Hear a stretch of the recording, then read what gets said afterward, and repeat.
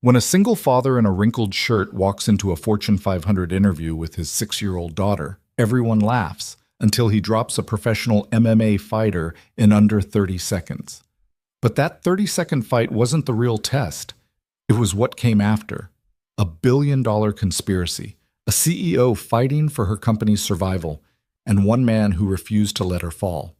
This is the story of how a child's stuffed rabbit, a father's deadly skills, and a woman's desperate gamble collided into something nobody saw coming.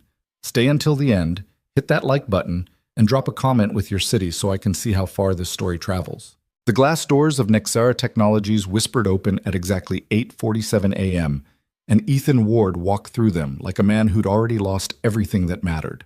He wasn't supposed to look like this. Not here. Not in this temple of steel and ambition where every surface reflected success back at itself. His shirt, white, cotton, definitely clean this morning, had picked up wrinkles during the subway ride. The left cuff had a small coffee stain he'd tried to rub out with spit and a napkin. His tie sat crooked. His shoes were good ones, maybe 3 years ago, before the soles started separating at the heel. And then there was Mia. His daughter walked beside him, one small hand wrapped around his index and middle fingers, the other clutching a stuffed rabbit that had seen better days. The rabbit's name was Mr. Hopsworth. One of its button eyes hung by a thread. Mia was 6 years old, wearing her favorite dress, the blue one with yellow flowers that she'd picked out herself because it reminded her of the picture book about the garden. Her hair was pulled into 2 ponytails that Ethan had managed after 3 YouTube tutorials and one minor meltdown about the brush pulling too hard. She looked up at him as they crossed the lobby. "Is this where you're going to work, Daddy?" "Maybe, baby. We'll see." The lobby was enormous, 60-foot ceilings, marble floors polished to a mirror shine, a reception desk that looked like it cost more than Ethan's entire annual income. And people. So many people. 63 of them, according to the email he'd received. 63 candidates for one position, Nexara's new head of personal security. They were all here, all of them dressed like they'd stepped out of a catalog. Sharp suits, designer watches, leather briefcases, hair that moved in unified directions. They stood in clusters, networking, laughing at jokes that weren't funny, performing confidence like it was a required skill. Ethan felt every single pair of eyes turn toward him. Then he felt them turn toward Mia. The laughter started small. A chuckle from somewhere on his left. A whispered comment from a woman in a gray pantsuit. Then it spread like a wave breaking against a shore. Is this a job interview or a daycare drop-off? Maybe he's looking for the family entrance. Someone should tell him this isn't bring your kid to work day. Ethan didn't respond. He'd learned a long time ago that men who looked like him, men who showed up with wrinkled shirts and children and lives that didn't fit into neat boxes, didn't get the benefit of the doubt. Responding meant engaging. Engaging meant losing. So he walked toward the registration desk, Mia's hand still in his, and pretended the room wasn't watching. The receptionist looked up. Her name tag said Claire. She had kind eyes, which Ethan appreciated more than she'd ever know. "Name?" she asked. "Ethan Ward. I'm here for the security position interviews." Claire scanned her tablet, her eyebrows pulled together. "I don't see you on the— Oh, wait. Here you are.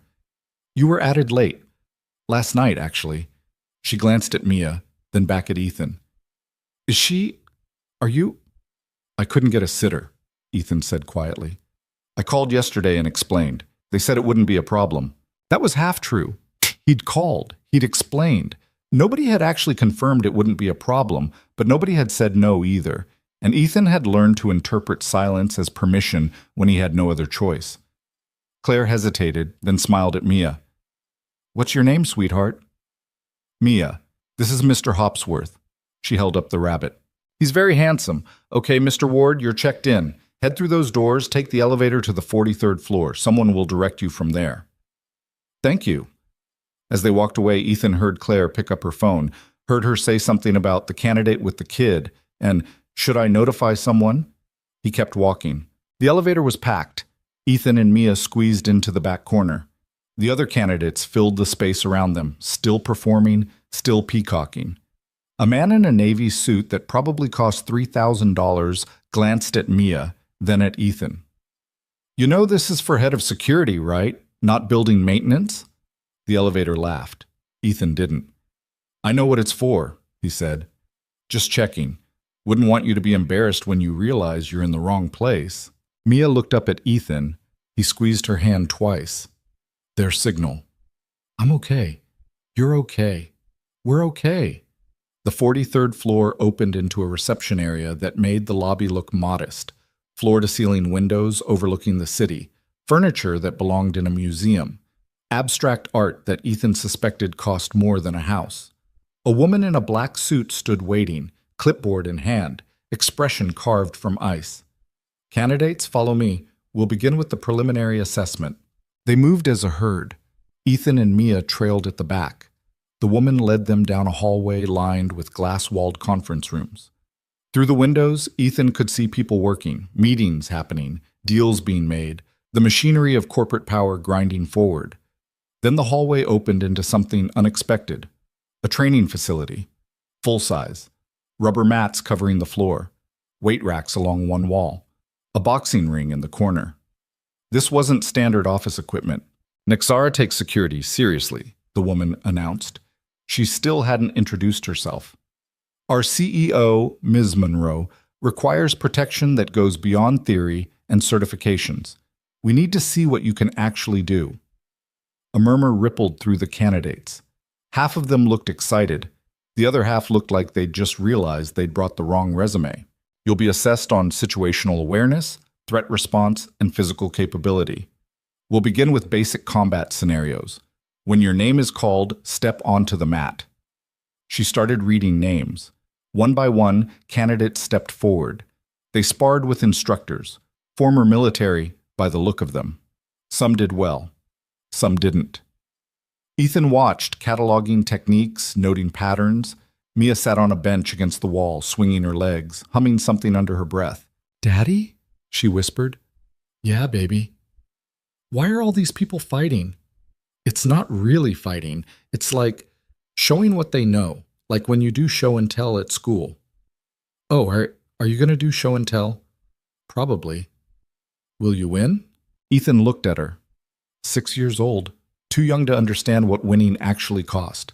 Too young to know that her father had spent 8 years in places where winning meant staying alive, where losing meant coming home in a box or not coming home at all. "I'll do my best," he said.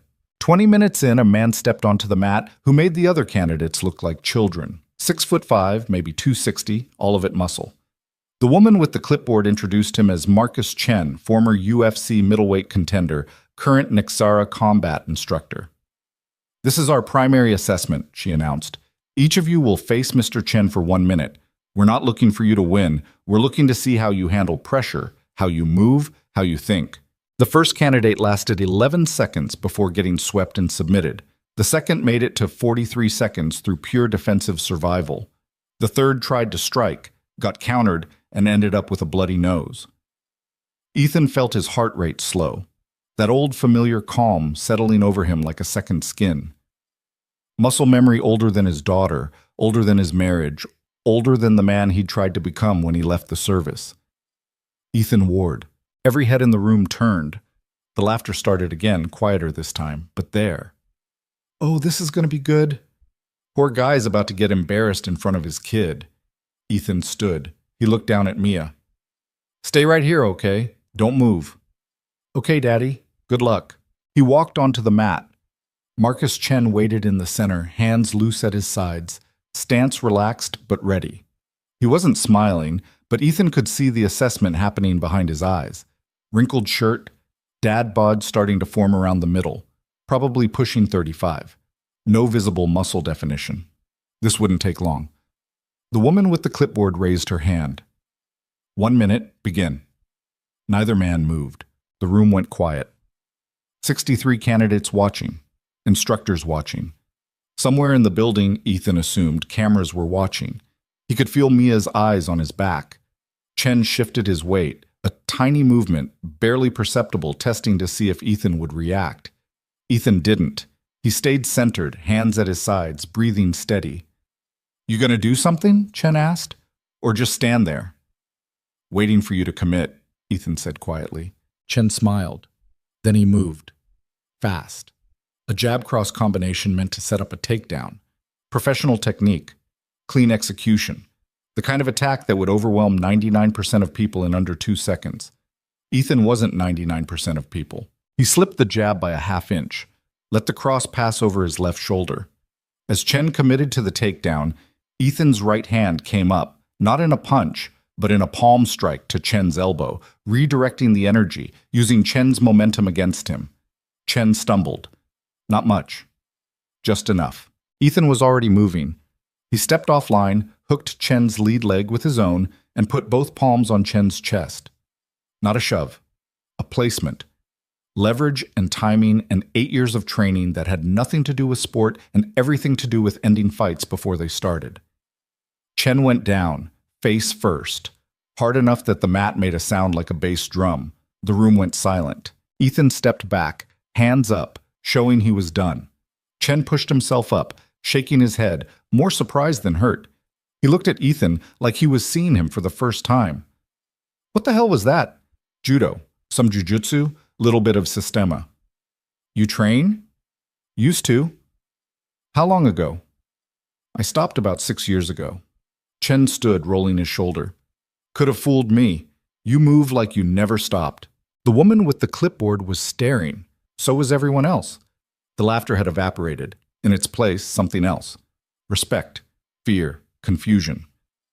Ethan walked off the mat, back to Mia, and sat down like nothing had happened. Did you win? Mia whispered. It wasn't about winning, baby. But did you? Ethan smiled despite himself. Yeah, I guess I did. 3 floors above the training facility, in an office that cost more per square foot than most people's homes, Avery Monroe stood at her window and watched the city pretend to care about things that mattered. She was 30 years old, 5'7" in heels, 5'4" without them. Auburn hair pulled back in a style that cost $200 to maintain every 3 weeks. A suit that fit like it had been designed specifically for her body, because it had. She'd built Nexera from nothing. 3 people in a shared office space 7 years ago. Now they had 42 floors, 1,800 employees, and a market cap that fluctuated between 12 and 15 billion, depending on which analyst you asked. She'd sacrificed everything for this. Relationships, sleep, the possibility of a normal life. Her father told her she was obsessed. Her mother told her she was throwing away her chance at happiness. Both of them were probably right. Neither of them understood that this, the building, the company, the empire she'd constructed, this was her happiness. This was the only thing that made sense. Her phone buzzed. A message from Derek Vale, her acting head of security.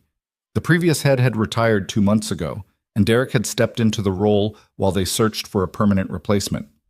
He was competent, efficient, maybe a little too ambitious, but that wasn't unusual in Nexara's ecosystem. Everyone wanted to climb. Derek. Preliminary assessments underway. Nothing impressive so far. Chen is going easy on them. Avery typed back, going easy won't tell us what we need to know. Derek. Agreed. Should I have him increase intensity? Avery. Use your judgment. She set the phone down and returned her attention to the window. Somewhere out there, someone was planning something. She could feel it. Had felt it for weeks now, that electric tension in the air before a storm. Anonymous messages, encrypted files sent to her personal email. Warnings that felt too specific to be pranks, but too vague to be actionable. The most recent one had arrived 3 nights ago. No subject line, just a single sentence. You're going to need someone who can protect you from the inside. And attached to it, a file. A personnel record. Military service. Classified deployments. Commendations she wasn't supposed to be able to see. A name. Ethan Ward. She'd had her people vet him. On paper, he was unremarkable. Discharged 6 years ago, working private security for mid-level executives, living in a rent-controlled apartment in Queens with his daughter. Wife deceased, cancer 3 years ago. No criminal record, no red flags. Just another guy trying to survive in a city that ate people like him for breakfast. But the file that had been sent to her told a different story. It told a story about a man who'd done things in places that didn't officially exist. A man who'd been pulled out of combat operations, not because he wasn't good enough, but because he was too good. because the things he could do scared the people giving orders. So she'd added his name to the candidate list. She hadn't told Derek why. Hadn't told anyone.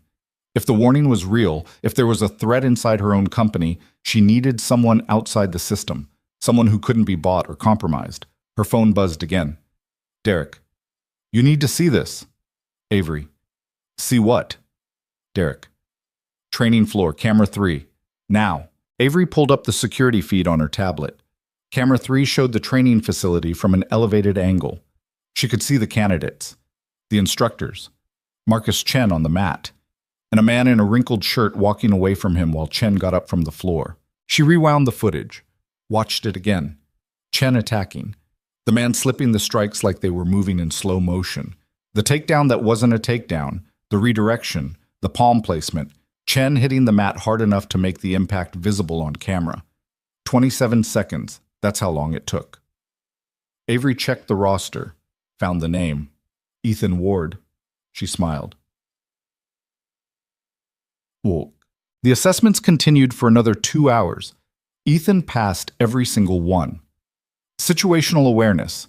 He identified 4 hidden threats in a mock office environment that nobody else spotted. Threat analysis. He correctly assessed which of 6 scenarios represented actual danger versus distraction. Firearms proficiency.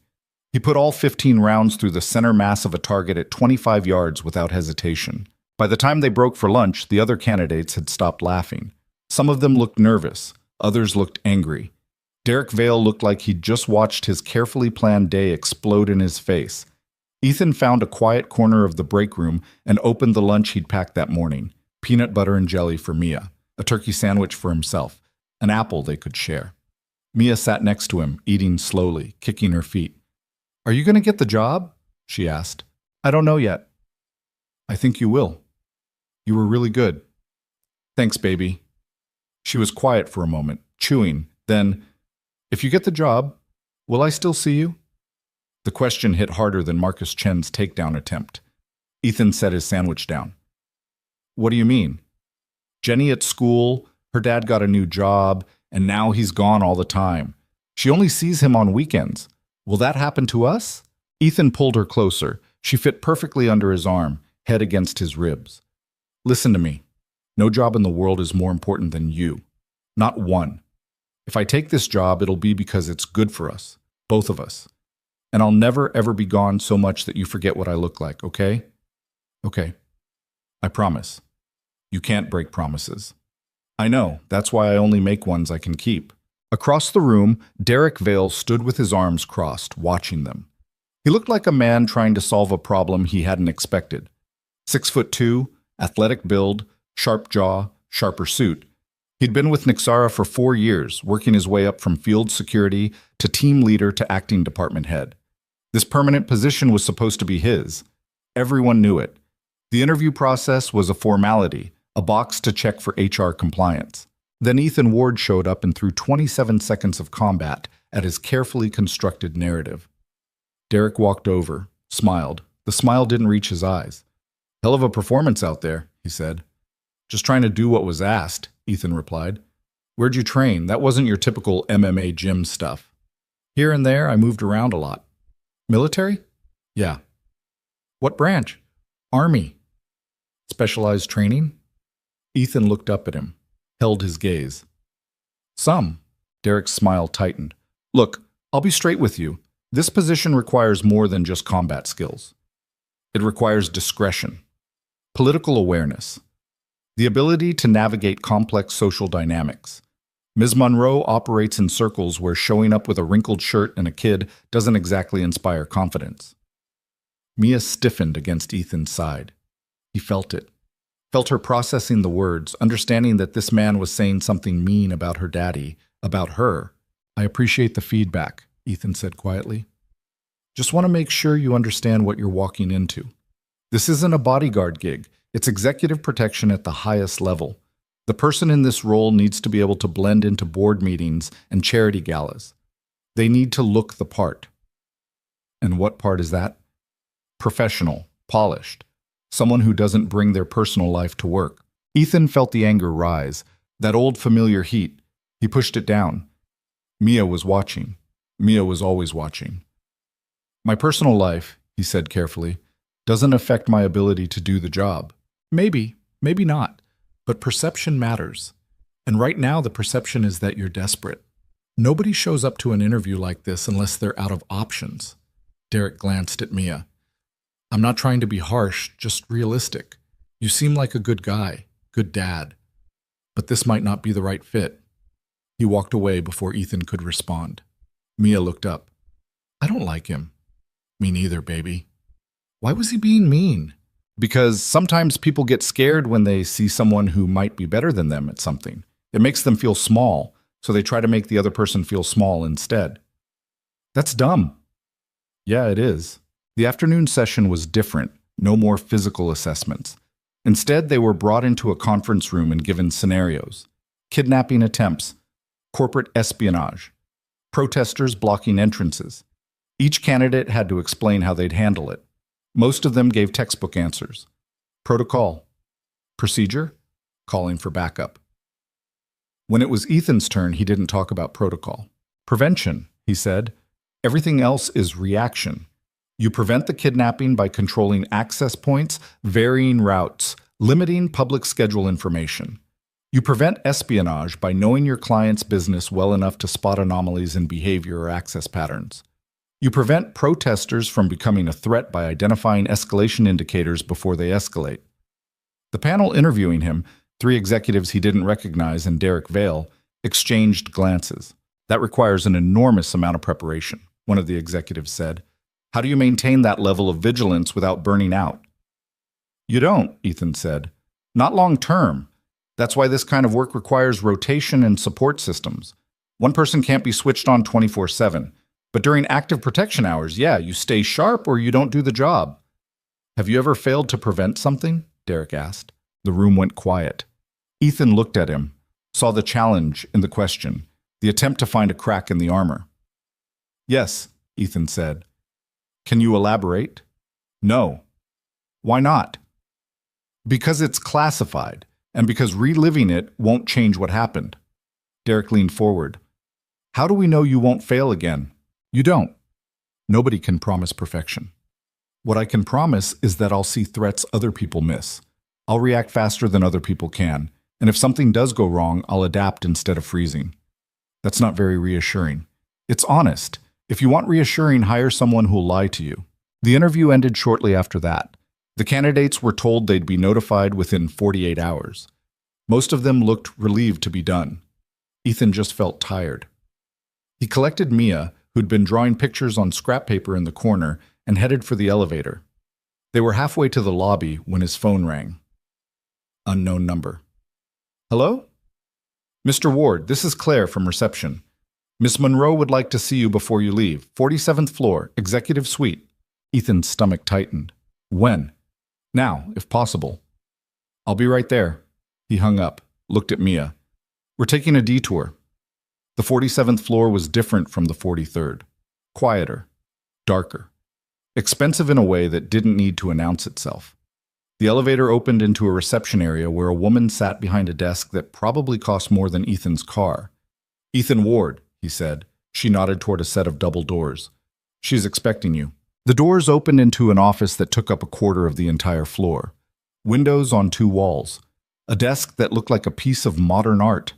Bookshelves filled with titles about business strategy and technological innovation. And standing at the window, silhouetted against the city, was Avery Monroe. She turned as they entered. Ethan's first thought was that she looked exactly like her pictures. His second thought was that the pictures didn't capture the intensity. The way she looked at him wasn't observation. It was analysis. She was reading him the way he'd read the training scenarios. Threat assessment, value calculation, risk versus reward. Mr. Ward, she said, thank you for coming up. Ma'am. Her eyes dropped to Mia. Something flickered across her face. Not annoyance, something else. Curiosity, maybe. Or recognition. And you must be Mia. Mia pressed closer to Ethan's leg but managed a small hi. That's a very distinguished rabbit you have there. His name is Mr. Hopsworth. Mr. Hopsworth. Very dignified. Avery looked back at Ethan. I watched your assessments, all of them. Okay. 27 seconds against Marcus Chen, that's impressive. He wasn't trying to hurt me. No, but he wasn't going easy either. Derek told him to push the candidates harder after the first few went down too quickly. Chen went into your match planning to make it difficult. She paused. You made it look easy. Ethan didn't respond. He'd learned that sometimes silence was the best answer.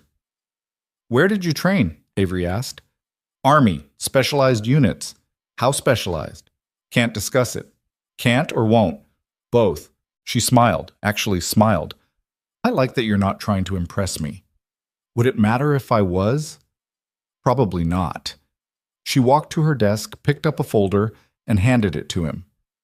This is the position offer, head of personal security. Your job would be to protect me, everywhere I go, everything I do. You'd need to be available 24/7, with some flexibility for your daughter. We can arrange childcare support if needed. Ethan opened the folder, saw the salary, felt his heart stop. It was 3 times what he was making now. 3 times. Enough to move out of the apartment with the broken heating, enough to put Mia in a better school, enough to stop choosing between groceries and medical bills. This is, he started, more than you expected? Yeah, I'm not paying for average protection, Mr. Ward. I'm paying for the best. And based on what I saw today, you're the best person who walked through my doors. She paused. But I need to know something before we go further. Okay? Why did you stop? 6 years ago, you left the military. You were, what, 26? Peak physical condition, top-tier training, moving up through ranks that most people don't even know exist. Then you just stopped. Why? Ethan looked down at Mia. She was studying a painting on Avery's wall, not really listening, lost in her own world. He thought about the answer, the real answer. The nights he'd come home with blood on his hands and sand in his teeth and memories that wouldn't stay buried. The moment he'd held Mia for the first time and realized he couldn't be both the father she needed and the weapon the army wanted.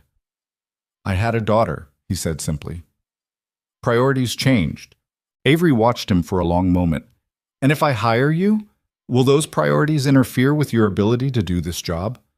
No, because keeping you safe keeps her fed and housed and stable. Our priorities align. That's a very transactional way to put it. I'm a transactional guy. Another smile, smaller this time. Start Monday, 7 a.m., don't be late. And Mr. Ward? Yeah? Iron your shirt, totiks. They rode the subway home in silence. Mia fell asleep against his shoulder, Mr. Hopsworth tucked under her chin. Ethan stared out the window at the tunnel walls blurring past and tried to process what had just happened. He had a job, a real job, the kind that came with benefits and security and a future that extended past next month's rent check. He should feel relieved, happy, something other than this low-grade anxiety curling through his chest, because he'd seen the way Derek Vale looked at him, and he'd read the file on Avery Monroe before coming to the interview. He knew she was brilliant, knew she'd built something extraordinary, but he also knew that people who built empires made enemies, and enemies didn't care about collateral damage. His phone buzzed. A text from an unknown number. Congratulations on the new position. You're going to need it. Watch Derek. Watch the board. Watch everyone. The threat is already inside. Ethan stared at the message, typed back, "Who is this?" No response. He deleted the text, looked down at Mia, sleeping peacefully, trusting him to get them home safely, trusting him to make the right choices. I hope I didn't just make a huge mistake, he whispered. The train rattled on into the darkness, carrying them toward whatever came next. Monday morning arrived like a judgment. Ethan stood outside Nexara's glass doors at 6:47 a.m., 13 minutes early, wearing a shirt he'd ironed 3 times until the creases looked sharp enough to cut. Mia was with Mrs. Chen, their neighbor, a 72-year-old woman who'd agreed to morning drop-offs at school for extra money. It had taken most of Ethan's remaining savings to arrange, but it was temporary. Once the first paycheck hit, he could afford actual childcare. The kind with licenses and background checks and rooms that didn't smell like cat food. The lobby was empty except for security. A different guard than Friday, younger, looked Ethan up and down with the kind of suspicion reserved for people who didn't belong. Help you? Ethan Ward, starting today. Head of personal security. The guard checked his tablet, eyebrows rising slightly. Yeah, okay, you're cleared. 47th floor. Miss Monroe's executive assistant will meet you. The elevator ride felt longer than it had on Friday. Ethan caught his reflection in the polished metal doors. He looked tired. He was tired. Had been tired for 6 years straight, the kind of exhaustion that sleep didn't fix because it wasn't about rest. It was about carrying weight that never got lighter. The doors opened. A woman in her mid-50s stood waiting, dressed like she charged by the hour, just to make eye contact. Her hair was steel gray, pulled back tight. Her expression suggested she'd seen everything twice and wasn't impressed either time. Mr. Ward, I'm Patricia Voss, Miss Monroe's executive assistant. Follow me. She moved like someone who'd calculated the exact number of steps required to get anywhere and refused to take one more. Ethan followed her through a maze of corridors that all looked expensive and identical. Miss Monroe arrives at 7:15, Patricia said without looking back. She takes coffee at 7:20, black, no sugar, specific beans I'll show you where to order. She has a standing meeting with department heads at 8. You'll attend. You'll stand in the back. You won't speak unless addressed. Clear? Clear. She works through lunch most days. When she does eat, it's usually a salad from the cafe on 42. She's allergic to shellfish. If someone offers her anything with shellfish, you intervene. Understood? Understood. She leaves the office between 6 and 8 p.m., depending on the day. Sometimes she has evening events, dinners, galas, board functions. You'll accompany her to all of them. The dress code for those is formal. Do you own a tuxedo? No. You will by Wednesday. I'll send you the tailor information. They'll bill the company. Patricia stopped at a door marked Security Operations. This is your office. Well, Derek's office. You'll be sharing it until we figure out the transition. She pushed the door open.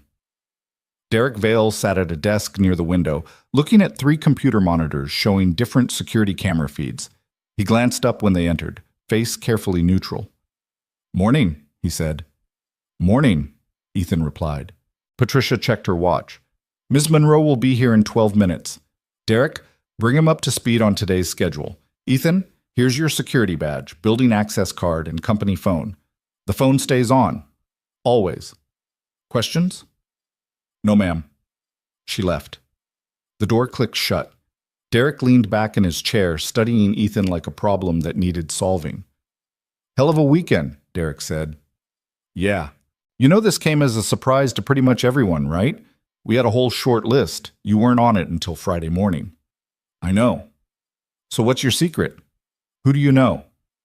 Ethan set his bag down on the empty desk across from Derek's. Nobody. I just did what was asked. Right. And she saw that and decided to hire you over candidates with executive protection experience, corporate security backgrounds, people who've been working toward this position for years. Derek's smile was thin. Forgive me if I'm skeptical. You don't have to forgive anything. You just have to show me what I need to know to do the job. Derek held his gaze for a moment, then turned back to his monitors. Fine. Today's relatively easy. Morning meeting with department heads, lunch meeting with potential investors, afternoon calls with the legal team about some acquisition she's working on. No external events. She'll stay in the building. Threat assessment? For what? Nobody's threatening her. You sure about that? Derek's jaw tightened. What's that supposed to mean? Just asking. Standard question. The standard threat is protesters. Animal rights groups because we do pharmaceutical research. Privacy advocates because we collect data. The usual noise. They show up, they chant, they leave. Nothing that requires military-grade intervention. Ethan didn't mention the text message. Didn't mention the anonymous file that had somehow found its way to Avery's personal email. Instead, he pulled up the security camera feeds on his computer and started studying the building layout. What are you doing? Derek asked. Learning the exits, stairwells, blind spots. There are no blind spots. I designed this system. Ethan pointed at the screen. Camera 12, northeast corner, 43rd floor. 3-second gap in coverage when it pans left. Camera 18, lobby level, doesn't cover the service entrance. Camera 23. Those aren't blind spots. Those are acceptable coverage gaps. They're places someone could move without being seen. That makes them blind spots. Derek stood up. Listen, I get it. You're new. You want to prove yourself. But this system has been operational for 3 years without incident. I've run drills, tested protocols, coordinated with local law enforcement. It works. I'm not saying it doesn't work. I'm saying it could work better. Based on one morning of looking at monitors, based on 8 years of training that taught me to spot vulnerabilities. The office door opened. Patricia stuck her head in. She's here. Derek, you're with me. Ethan, wait in the corridor outside her office. Don't wander. Ethan followed them out. The executive corridor was different from the rest of the floor. Quieter, thicker carpet, art that looked original. They stopped outside a set of double doors. Through the glass, Ethan could see Avery at her desk, already working, phone pressed to her ear. She knows you're here, Patricia said to Ethan. She'll call you in when she's ready. Until then, you wait. Derek smirked. Welcome to executive protection. 90% waiting, 10% doing anything useful. They disappeared into the morning meeting. Ethan stood in the corridor and tried not to feel like a piece of furniture. Other executives walked past, most ignoring him, some offering polite nods. A younger woman, maybe 25, dressed in a suit that probably cost a month of Ethan's old salary, stopped and stared. You're the new security guy, she said. Yeah, the one who took down Marcus Chen. We sparred. I got lucky. That's not what I heard. I heard you dropped him in under 30 seconds, and he didn't see it coming. She extended her hand. Lily Park, VP of Operations. Ethan shook it. Ethan Ward. Word of advice, Derek's going to make your life difficult. He wanted this position. He's been positioning himself for it since our last head of security retired. Then you show up out of nowhere and take it. He's not going to let that go. Noted. I'm serious. Derek's connected. He's got allies in the company, people who owe him favors. Watch your back. I always do. She smiled. I believe it. Then she walked away, heels clicking on marble. 20 minutes later, Avery's door opened. She stood in the doorway, looking at him with that same analytical expression from Friday. You iron better than I expected, she said. I'm a man of hidden talents. Come in. We need to talk. Her office looked different in morning light, less intimidating, almost normal if you ignored the fact that the furniture probably cost more than a luxury car. Avery sat on the edge of her desk, not behind it, casual, deliberately casual. How's your daughter? She asked. The question surprised him. She's good, excited that I have a new job. Where is she now? Neighbors watching her until school starts. That a permanent arrangement? Temporary. I'm working on something better. Avery nodded. Patricia will connect you with our family services coordinator. We have relationships with several high-quality childcare providers. Employee discount. I appreciate that. Don't appreciate it. Use it. I need you focused here, not worried about whether your kid's okay. She picked up a tablet, swiped through something. I'm going to be direct with you, Ethan. I didn't hire you because you can fight. I hired you because you see things other people miss. That display on Friday with the hidden threats? The camera gaps you already spotted this morning? That's what I need. Okay, something's wrong. I don't know what yet, but I've been getting warnings. Anonymous messages, files I shouldn't have access to, information about board members, financial irregularities, security lapses. Someone's trying to tell me something. Ethan felt his pulse quicken. What kind of irregularities? Missing meeting minutes, altered financial reports, access logs that don't match up with who was actually in the building. Small things. Things that could be clerical errors or sloppy record keeping. But there are too many of them, and they all started about 4 months ago. Have you reported it? To who? The board. Half of them might be involved. The police? I have no proof of anything illegal. I just have instinct. A feeling that someone's moving pieces on a board I can't see. She looked directly at him. I need you to help me see it. That's not exactly standard bodyguard work. I don't need a standard bodyguard. I need someone smart enough to spot the threat before it arrives. Someone I can trust. You don't know me well enough to trust me. No, but I know you well enough to know you're not part of whatever this is. You're too new, too outside the system. That makes you either the safest person in this building or the most dangerous. She smiled slightly. I'm betting on safe. Before Ethan could respond, his new company phone buzzed. A text from Patricia. Meeting starting, you're needed. That's my cue, Avery said, standing. Stay close, watch everyone, tell me what you see. The conference room was massive, 20-foot table, leather chairs, a wall of windows overlooking the city. 15 people sat around the table, department heads, all of them looking important and slightly impatient. Derek stood in the corner, arms crossed. Ethan took position on the opposite side, trying to be invisible. Avery entered and the room shifted. Not obviously, but Ethan felt it. The way people sat up straighter, stopped side conversations, focused. She had presence, the kind you couldn't fake or learn. "Morning," she said, sitting at the head of the table. "Let's make this quick. I've got investors at lunch and I need to be sharp. Thomas, start with R&D." A man in his 50s opened a folder. "We're on track for Q3 deliverables. The new pharmaceutical line is showing promising results in trials. We should have preliminary data ready for FDA review by October. Any setbacks? Minor. Nothing that affects the timeline. Good. Rebecca, marketing?" A woman with sharp features and sharper eyes glanced at her tablet. "Campaign launch is scheduled for next week. We're seeing strong pre-release engagement on social platforms. Brand perception is up 11% since last quarter. Actual numbers are just positive sentiment." Rebecca's smile tightened. "Sentiment. But that translates to numbers historically. Historically, I want actual projections by Wednesday." "You'll have them." Avery moved around the table asking questions, pushing back on vague answers, demanding specifics. Ethan watched the room, watched body language, who made eye contact, who didn't, who seemed nervous when Avery asked questions and who seemed annoyed. Most of them seemed annoyed. 20 minutes in, a man at the far end of the table, James something CFO, according to the nameplate, cleared his throat. "Avery, we need to discuss the Meridian situation." The room went quiet. Avery's expression didn't change. "Not now." "It's been 3 weeks. The board is asking questions." "Then tell the board I'm handling it." "They want specifics." "They'll get specifics when I'm ready to provide them." "Next item." James didn't back down. "With respect, this affects everyone in this room. If Meridian moves forward with acquisition talks, it impacts departmental budgets, hiring freezes, long-term strategy. People need to know what's happening." Avery stood.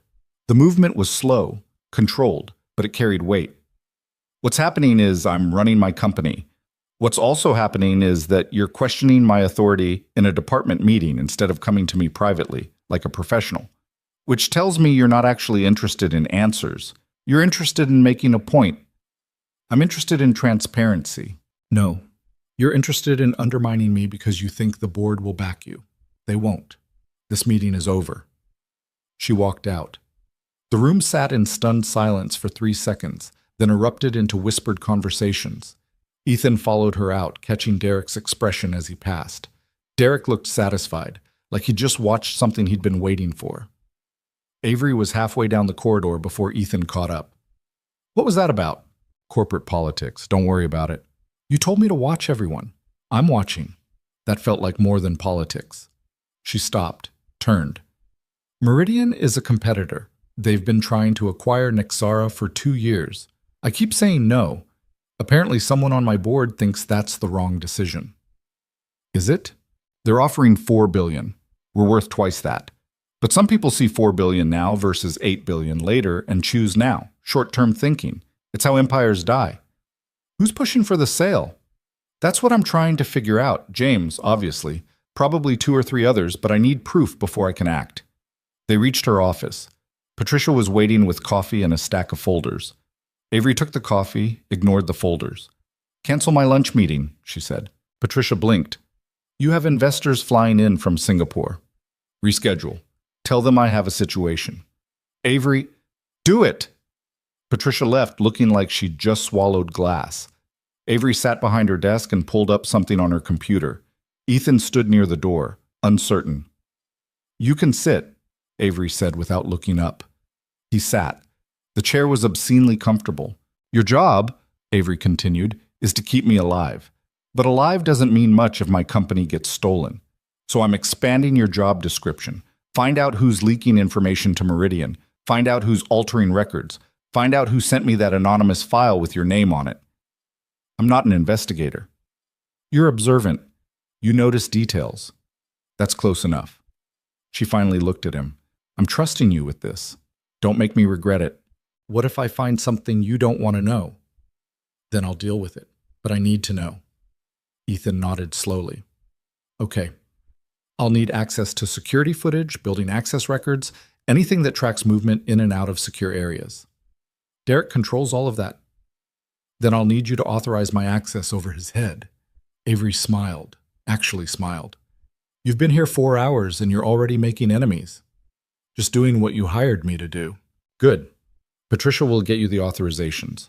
Start with the last 6 months of footage. Look for patterns. People coming and going at odd hours. Access to areas they shouldn't be in. She turned back to her computer. Ethan stood to leave. Ethan? He paused. Thank you for taking this seriously. You're paying me to take it seriously. No, I'm paying you to stand around and look intimidating. Taking it seriously is a choice. She met his eyes. I appreciate the choice. He left before the moment could get heavier. Outside, Derek was waiting in the corridor, face unreadable.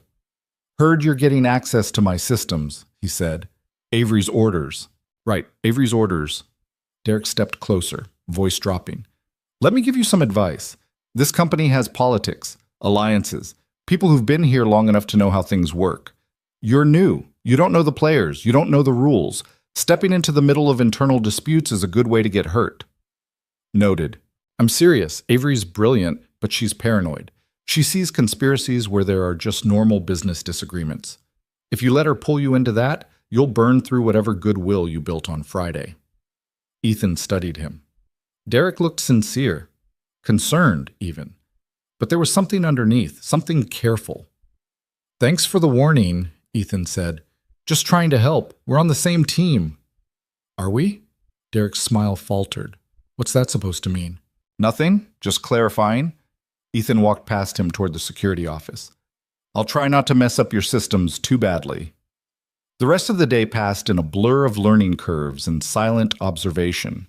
Ethan sat through 3 more meetings, watched Avery handle conference calls with the kind of precision that made corporate warfare look like art, and started reviewing 6 months of security footage on a secondary monitor. Most of it was mundane, employees coming and going, cleaning crews, deliveries, but around hour 4 he noticed something, a pattern. Every Tuesday and Thursday night, around 9 p.m., someone accessed the 47th floor using a master key card. The cameras showed the door opening, but never showed who went through. The angle was wrong, or the timing was off, or both. He made a note, kept watching. At 6:30 p.m., Avery stood from her desk and stretched. Ethan had forgotten she was human enough to need stretching. I'm done, she said. You can go home. You're still here. I'll be here another 2 hours. Patricia's still here. Building security is still here. I don't need you standing around watching me read contracts. Your call. She grabbed her jacket. Actually, I changed my mind. Walk me to my car. I want to talk without walls listening. They took the executive elevator down to the private garage. Avery's car was a black sedan, expensive, but not ostentatious. She unlocked it, but didn't get in. What did you see today? She asked. Ethan told her about the Tuesday and Thursday access pattern, about the missing camera coverage, about the way James had pushed back in the meeting like he'd been rehearsing. James has been with the company for 6 years, Avery said. He was my father's choice for CFO. I kept him because he's good at his job, but he's never liked reporting to someone younger than him. That make him disloyal? It makes him predictable. Disloyal is harder to spot. A car pulled into the garage. They both turned. It was Derek, parking 3 spaces over. He got out, saw them, hesitated. Evening, he called.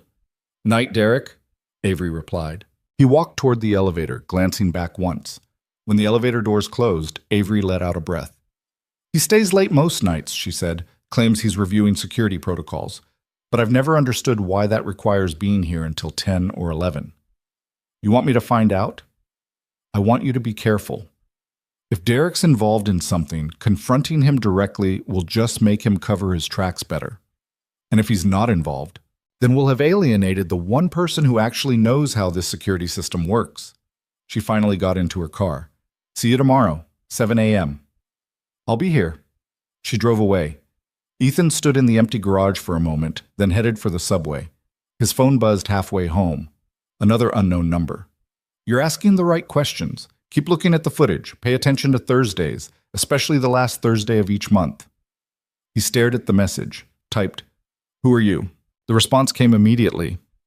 "Someone who wants the same thing you do. Keep Avery safe." The message thread deleted itself. Ethan watched it disappear line by line until his screen was blank. He got home at 8:15. Mrs. Chen had already given Mia dinner and put her in pajamas. Mia was sitting at the kitchen table drawing. "Daddy!" She jumped up, wrapped herself around his legs. "Hey, baby, you been good?" "So good. Mrs. Chen taught me how to make dumplings." "Yeah? You'll have to teach me." Mrs. Chen gathered her things. "She's a sweet girl. No trouble at all." Ethan paid her. Probably too much, but she'd kept his daughter safe, and that was worth everything. After she left, he sat with Mia while she showed him her drawings, elaborate scenes of castles and dragons and princesses with swords. "How was your new job?" Mia asked. "Complicated." "What does that mean?" "It means there's a lot I don't understand yet, but I'm learning." "Do you like the lady you work for?" Ethan thought about that. "I think so. She's smart, tough, maybe too tough sometimes." "Is she nice?" "She's fair. That's more important than nice." Mia considered this, then went back to coloring a dragon purple. "I'm glad you have a job that makes you think. The old job made you sad." The observation hit harder than it should have. "I wasn't sad, baby." "Yes, you were. You tried to hide it, but I could tell. You're less sad now." Ethan pulled her close, kissed the top of her head. "You're too smart for 6. "I know," she said seriously. "Mrs. Chen says I'm an old soul." "Mrs. Chen's right."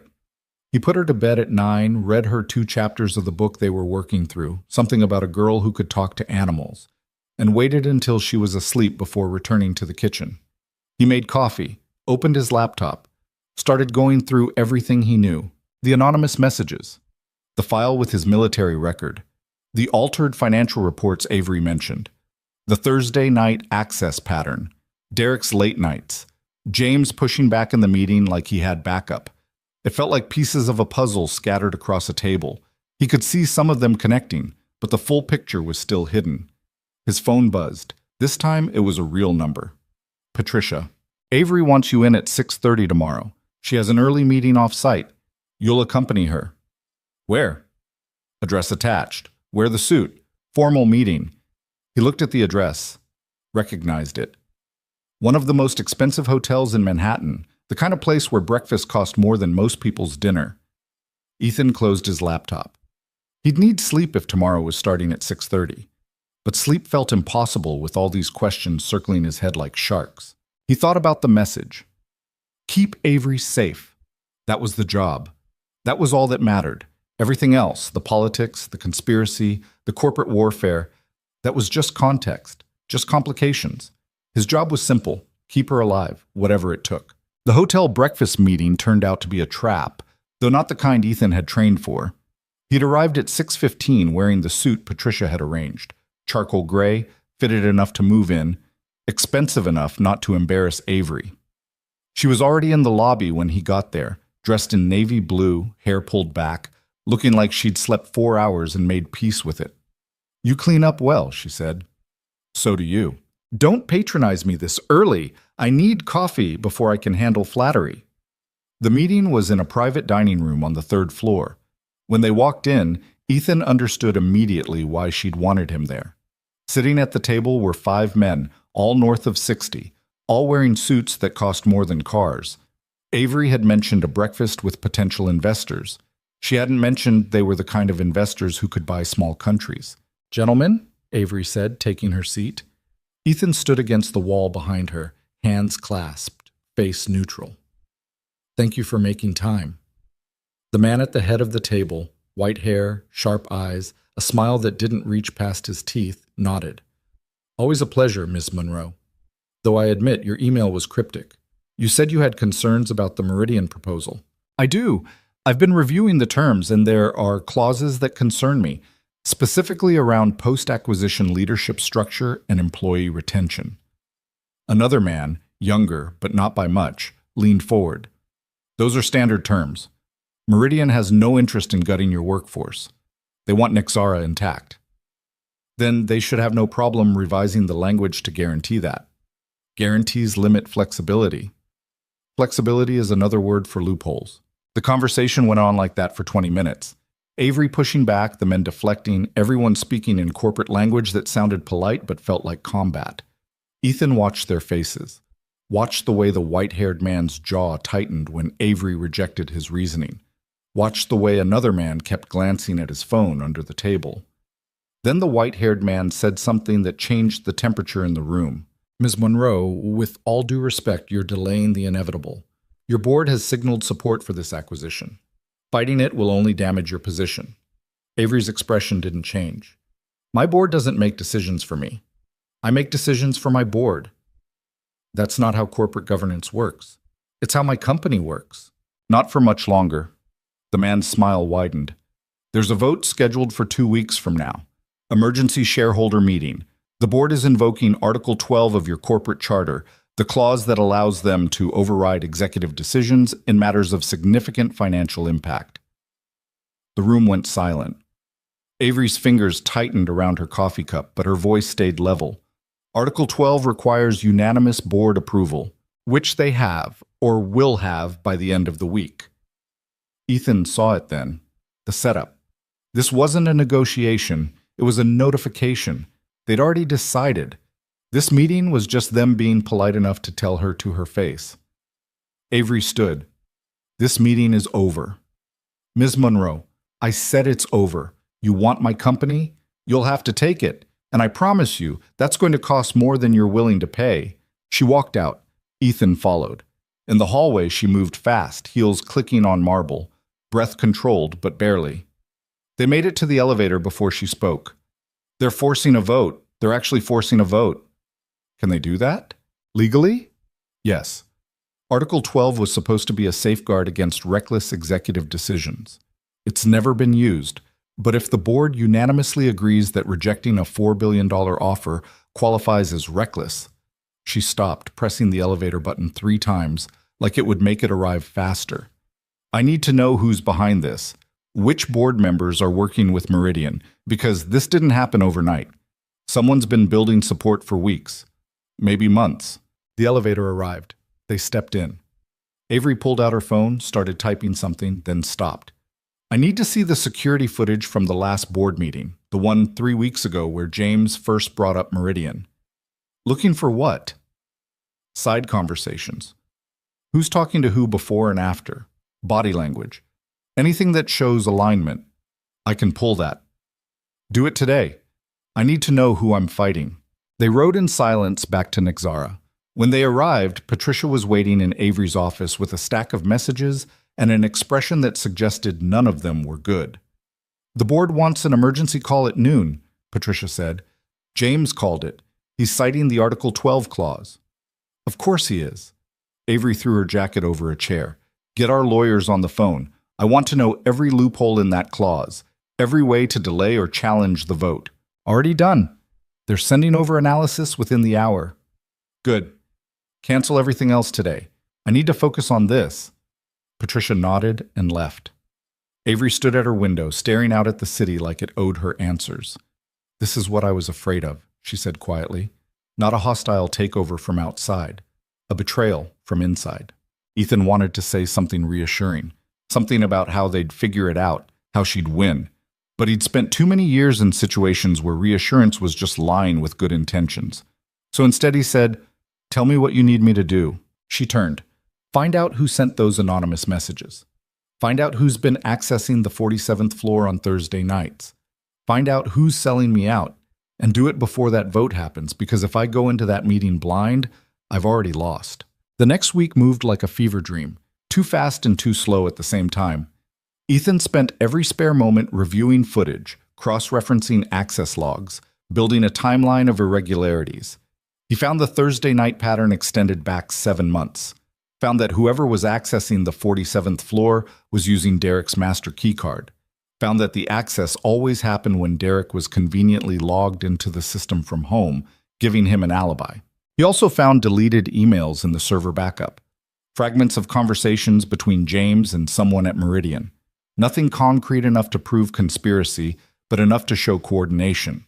enough to show intent. On Thursday night, 1 week before the vote, Ethan decided to stop watching and start acting.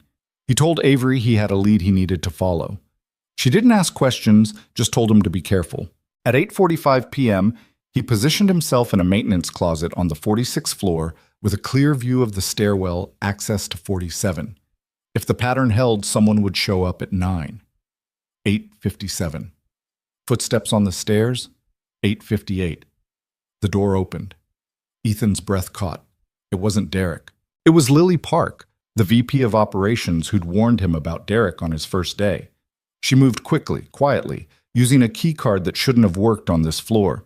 She disappeared into Avery's executive corridor. Ethan waited 30 seconds, then followed. He found her in the records room, photographing documents with her phone, financial statements, board meeting minutes, acquisition proposals. She was so focused she didn't hear him approach. "Working late?" he said. She spun, nearly dropping her phone. "Jesus, Ethan, you scared me." "What are you doing?" "I could ask you the same thing." "I asked first." Lily's expression cycled through panic, calculation, and finally resignation. "I'm gathering evidence. Someone's been altering financial records, making it look like Nixar's performance is weaker than it actually is. I've been trying to find the original documents to prove it." "By breaking into the records room at night?" "By accessing records I'm technically authorized to see, but that somehow keep disappearing during business hours." She held up her phone. "These documents show our Q2 earnings were 30% higher than what was reported to the board. Someone's been cooking the books to make the Meridian offer look more attractive." Ethan felt pieces clicking into place. "Who?" "I don't know yet, but whoever it is has access to both financial systems and physical records. That's a very short list." She looked at him carefully. "Are you going to report me?" "Depends. Are you working for Meridian?"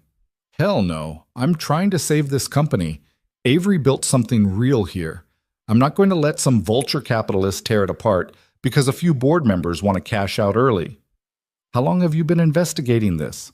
3 months, since I noticed the discrepancies in the earnings reports." She hesitated. "I'm the one who sent Avery those anonymous messages. I'm the one who sent her your file." "Why me?" "Because I needed someone outside the system, someone who couldn't be bought or compromised. I did research, found people with your skill set. You were the only one who also had a reason to be loyal. You needed this job too badly to risk losing it by playing games." It was calculating and a little cold, but Ethan couldn't argue with the logic. "Does Avery know?" "Not yet. I was going to tell her once I had proof, but then the Article 12 thing happened and everything accelerated. We need to tell her now." "With what? Photos of documents I stole? That's not exactly courtroom-ready evidence." "It's more than we had an hour ago." Footsteps in the hallway. They both froze. Lily killed her phone's light. Ethan moved to the door, peered through the small window. Derek, walking the corridor with a flashlight, checking doors. He was 3 offices away and moving closer. "Is there another exit?" Ethan whispered. Service corridor, back corner. They moved fast and quiet. Made it to the service corridor just as Derek's flashlight swept the records room. The service stairs were narrow, dark, smelling like old concrete and cleaning supplies. They descended 4 flights before stopping. "That was close," Lily breathed. "Too close. He's looking for something, or someone." "He does this every Thursday. I've been timing my visits around his patterns." "Not well enough. He almost caught you." "I know. That's why I need help." She looked at him. "Will you help me?" Ethan thought about Mia, about the paycheck that had already changed their lives, about the risk of diving deeper into corporate warfare that wasn't technically his fight. Then he thought about Avery in that hotel, being told her company was being stolen, and the look on her face when she realized people she'd trusted were working against her. "Yeah," he said. "I'll help." They emerged from the stairwell on the ground floor. Lily headed for the garage. Ethan headed back upstairs. He needed to check something. He returned to the security office, pulled up the footage from tonight, found the camera covering the 47th floor corridor. It showed Derek doing his rounds, but the timestamp was wrong. Off by 3 minutes. Someone had edited the footage, not enough to be obvious, but enough to create a gap, a window where someone could move unseen. Ethan felt cold certainty settle in his chest. Derek wasn't just negligent, he was actively involved. His phone buzzed. Unknown number. He almost ignored it, then saw the message. Emergency shareholder meeting moved up. Tomorrow, 2 p.m. They're forcing the vote early. Avery needs to see what you found, now. He called Avery. She answered on the first ring. What is it? I need to see you, tonight. It's important. I'm home. Come here. She gave him an address in Tribeca. Ethan caught a cab, spent the 20-minute ride organizing everything in his head. When he arrived, the building was exactly what he'd expected. Modern, expensive, doorman who looked at him like he was lost. Ethan Ward for Avery Monroe. The doorman checked his tablet. 43rd floor. The apartment was smaller than he'd imagined, but more personal. Books everywhere, plants that looked actually cared for. A coffee table covered in documents and a laptop. Avery answered the door in jeans and a sweater, looking more human than he'd ever seen her. Come in. Want coffee? I'm okay. She poured herself a cup anyway, then sat on the couch, gesturing for him to join her. Talk. He told her everything. The Thursday night pattern, the edited footage, Lily's investigation, the altered financial records, the timing that was too convenient to be coincidence.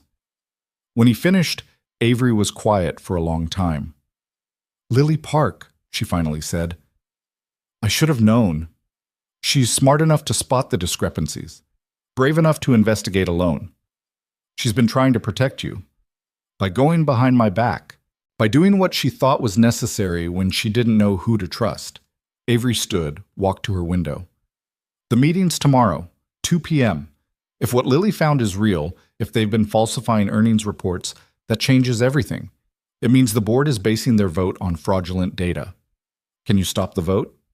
Not without proof. And photos on Lily's phone aren't proof. I need the original documents. I need to show the board they've been lied to. The originals are in the records room, which Derek monitors. If he's involved, he'll know the moment we access those files. Then we don't access them during business hours. Avery turned. You want to break into my own company's records room? I want to retrieve evidence that belongs to you. That's not breaking in. That's reclaiming. She almost smiled. You're a terrible influence. You hired me. That I did. She checked her watch. It's 11. Building security changes shifts at midnight. Skeleton crew until 6 a.m. Derek won't be there. He's running the shareholder meeting prep tomorrow morning. If we're going to do this, tonight's our window. We? You think I'm letting you do this alone? It's my company, my risk. 20 minutes later, they were in Avery's car heading back to Nexara. The streets were empty, the city quieter than Ethan had ever heard it. Avery drove fast but controlled, the way she did everything. Can I ask you something? She said. Sure. Why are you doing this? You could just show up, do the minimum, collect your paycheck. You've got a kid to think about. Getting involved in corporate espionage isn't exactly safe parenting. Corporate espionage is a strong term. What would you call it? Protecting my employer. That's the job, isn't it? The job is keeping me physically safe. This is different. Ethan watched the city pass by. 6 years ago, I left the military because I wanted to be someone my daughter could be proud of. Someone who did the right thing instead of just following orders. This feels like the right thing. Even if it costs you? Especially then. They parked in the executive garage, used Avery's keycard to bypass security. The building felt different at night. Bigger, colder, full of shadows. They took the stairs to 47, moving quietly even though there was no one to hear. The records room was locked. Avery had a key. Inside, filing cabinets lined the walls, organized by year and department. Avery went straight to the financial section, pulled out the Q2 folder. This should have the original earnings report, she said, flipping through pages. Here, look at this. She held up 2 documents. Same header, same date, different numbers. The official report showed earnings of $2.1 billion. The original showed $3.2 billion, a difference of over $1 billion. Someone replaced this after the board meeting, Avery said. Someone who had access to this room and the authority to handle sensitive documents.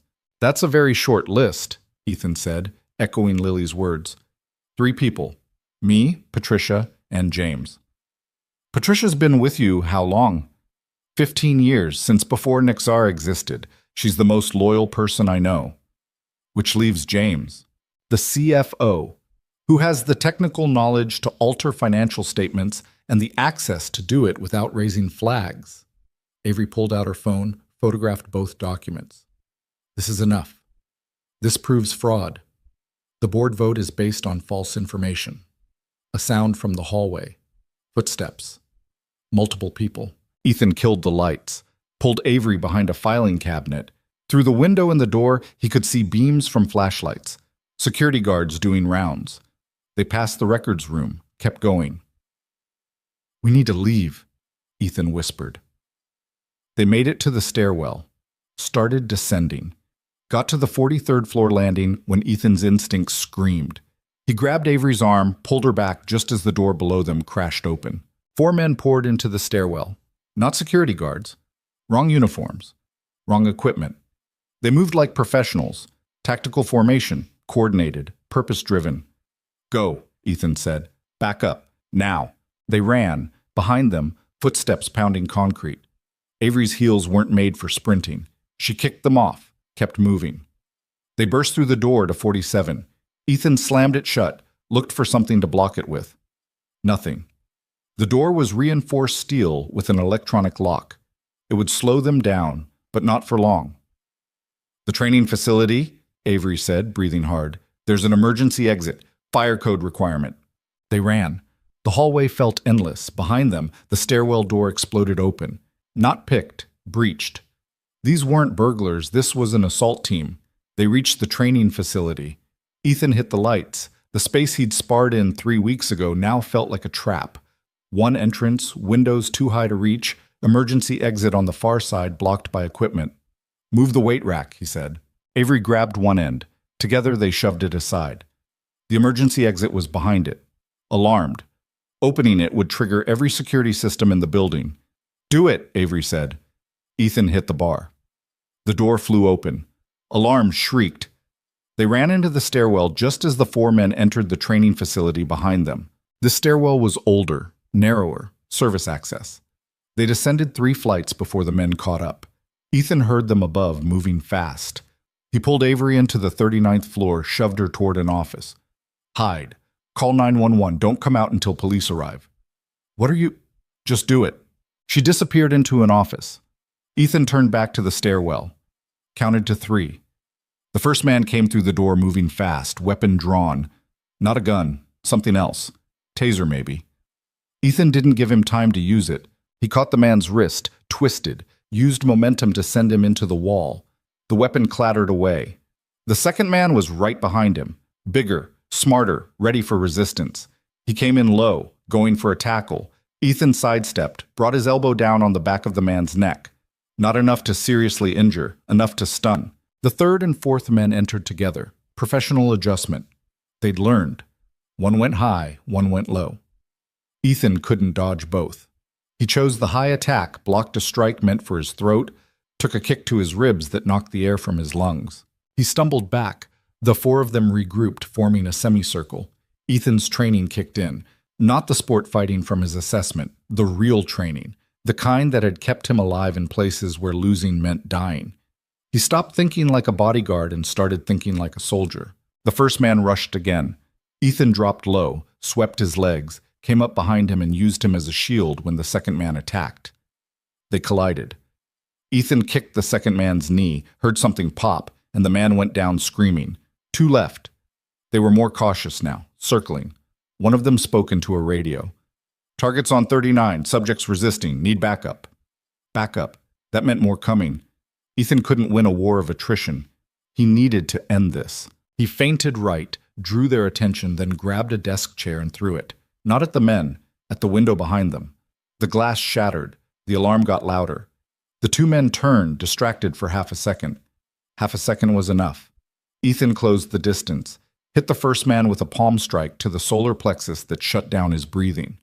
Grabbed the second man's arm, hyperextended the elbow, and when the man bent forward in pain, brought his knee up into his face. 4 down. Ethan's ribs screamed. His knuckles were bleeding. His heart was hammering. He turned toward the office where Avery was hiding just as the stairwell door opened again. Derek Vale stepped through and he was holding a gun. Don't, Derek said. His voice was calm, too calm. I really don't want to shoot you. Ethan raised his hand slowly. Then don't. Where is she? Who? Avery. Where is she? Gone. Out the emergency exit. She's probably talking to police right now. Derek's jaw tightened. You're lying. You want to search 40 floors? Be my guest. But those alarms are bringing everyone. Security, police. You've got maybe 5 minutes before this building is surrounded. This wasn't supposed to happen like this. Derek looked genuinely frustrated. It was supposed to be clean. Get the documents, disappear. No one gets hurt.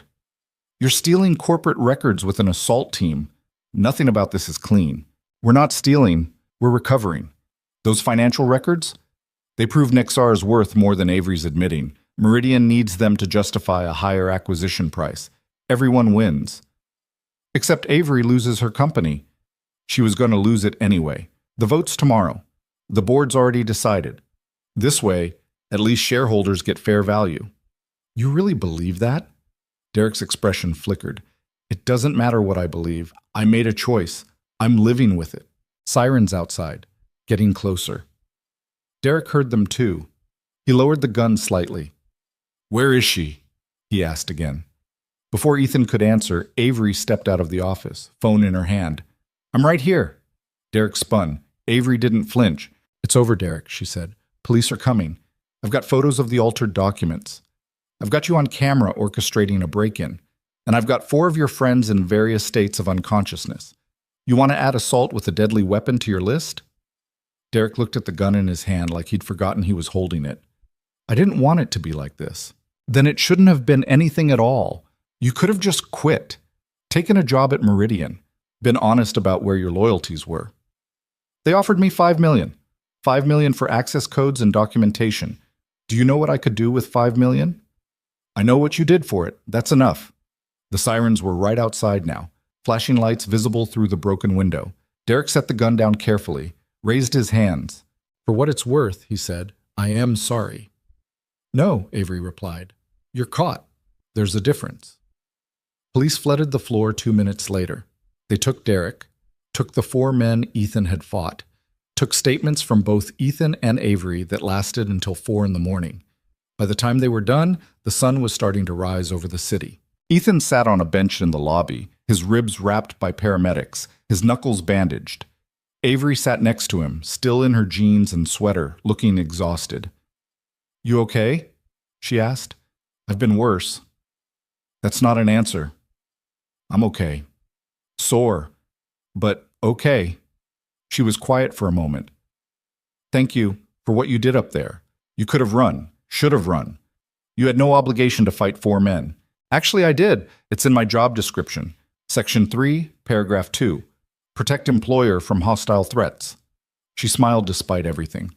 I should read that contract more carefully. Probably. They sat in silence as the city woke up around them. Finally, Avery stood. The vote's in 9 hours.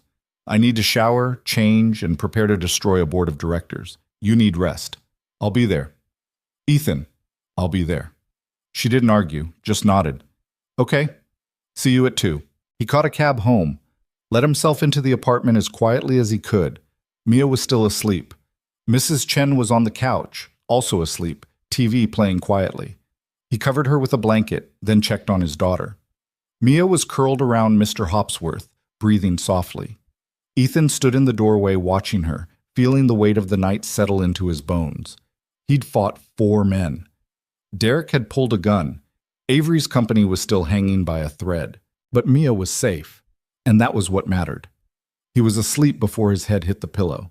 Ethan woke to his phone buzzing like an angry wasp. The screen showed 11:47 a.m. and 6 missed calls from Patricia. He sat up too fast, felt his wrapped ribs protest, and answered on the 7th ring. Where are you? Patricia's voice was sharp enough to cut glass. Home. I was sleeping. The board meeting is in 2 hours. Avery wants you here. Now. I'll be there in 45 minutes. Make it 30. She hung up. Ethan dragged himself out of bed, every muscle screaming. The mirror showed someone who looked like they'd lost a bar fight.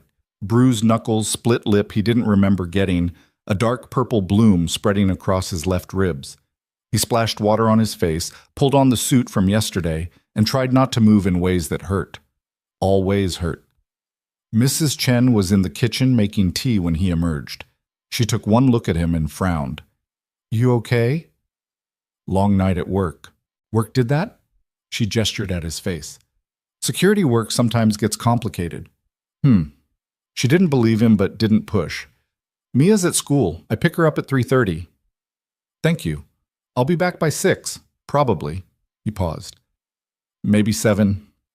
I stay as long as you need. That little girl, she worries about you." "I know. So maybe you be more careful." Ethan managed a smile that pulled at his split lip. "I'll try." The subway ride to Nexara felt longer than usual, every bump and jostle a reminder of last night's fight. He kept replaying the moment Derek had pulled the gun. The calculation in Derek's eyes. The resignation, like he'd already accepted what he was becoming and just needed to see it through. When Ethan arrived at Nexara, the building felt different, tenser. Security had doubled. Police cars were still parked outside. People in the lobby spoke in hushed tones, phones pressed to ears, spreading rumors faster than facts. He caught fragments as he walked past. Heard it was a robbery. No, corporate espionage. Derek Vale arrested. 4 men in the hospital. Up. The elevator to 47 was packed with executives all heading to the same meeting. They stopped talking when Ethan entered, and the silence followed him all the way up. When the doors opened, Patricia was waiting. "You look terrible," she said. "Good morning to you, too." "Avery's in the boardroom already. The shareholders are assembling. You're standing post outside the door. Do not enter unless she calls for you or there's an immediate threat. Understand?" "Understand." The boardroom occupied the northeast corner of the 47th floor, floor-to-ceiling windows on 2 sides, a table that could seat 30 people, and enough corporate intimidation to make grown men sweat. Through the glass walls, Ethan could see Avery at the head of the table, reviewing documents. She'd changed into a charcoal suit that probably cost more than his monthly rent. Her hair was down. She looked ready for war. The board members started arriving at 1:45. Ethan recognized some of them from the breakfast meeting. The white-haired man who'd threatened Avery came in flanked by 2 lawyers. James arrived looking nervous and avoiding eye contact with everyone. Others filed in, men and women in expensive suits carrying the weight of billions in their expressions. Patricia counted heads. "We're missing 3. Lawrence Ellis, David Kimura, and Robert Chen. They should have been here 10 minutes ago." Her phone buzzed. She read the message, face paling. "They're not coming. They just resigned from the board, effective immediately." "Can they do that?" Ethan asked. "They just did." Patricia typed something back. "This changes the vote count. Article 12 requires unanimous approval. With 3 board members gone, the vote fails," Ethan finished. "Unless they replace themselves. Let me check the corporate filings." She stopped. "No, nothing filed. They just left." At exactly 2 p.m., Avery stood. The room quieted. Ethan could hear her voice through the glass, calm and clear. "Thank you all for coming on short notice. I know the events of last night have raised questions. I intend to answer them." The white-haired man, whose name Ethan had learned was Richard Sawyer, interrupted. "Before we begin, Ms. Monroe, I'd like to address the elephant in the room. Derek Vale was arrested last night under circumstances that are, frankly, alarming. He was Nexara's acting head of security. His arrest reflects poorly on your judgment." "Derek Vale was hired 4 years ago by the previous head of security," Avery replied evenly. "I retained him based on performance reviews that were, in retrospect, insufficient. I take responsibility for that failure and oversight, which is why I personally hired his replacement." She gestured toward the glass. Ethan Ward, the man who stopped Derek and his associates from stealing proprietary documents last night. Every head turned. Ethan felt the weight of their attention like physical pressure. Some looked curious. Others looked angry. Richard Sawyer looked like he'd bitten into something rotten. "You're saying Derek was attempting theft?" another board member asked. "I'm saying Derek was coordinating with Meridian to acquire documents that would artificially inflate their acquisition offer. Documents he had no legal right to access or distribute." Avery pulled out a folder.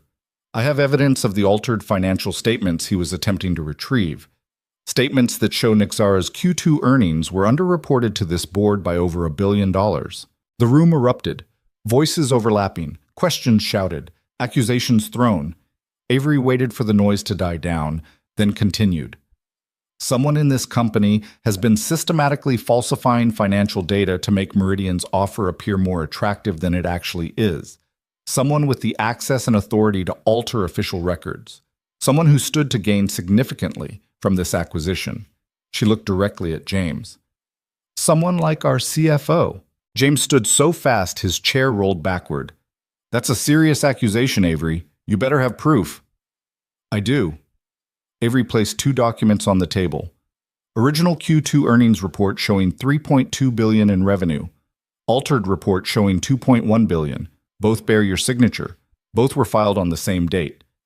Care to explain the discrepancy? James's face cycled through emotions too fast to track. Those documents are confidential. How did you obtain them? From our own records room, which I have every right to access. In the middle of the night? With an armed escort? That's breaking and entering. It's my building, James. I can't break into my own property. Avery's voice hardened. But you can certainly commit fraud, which is what you did when you altered those reports and presented false information to this board. Richard Sawyer cleared his throat. Ms. Monroe, these are serious allegations, but they don't change the fundamental issue. The Article 12 vote is invalid, Avery interrupted.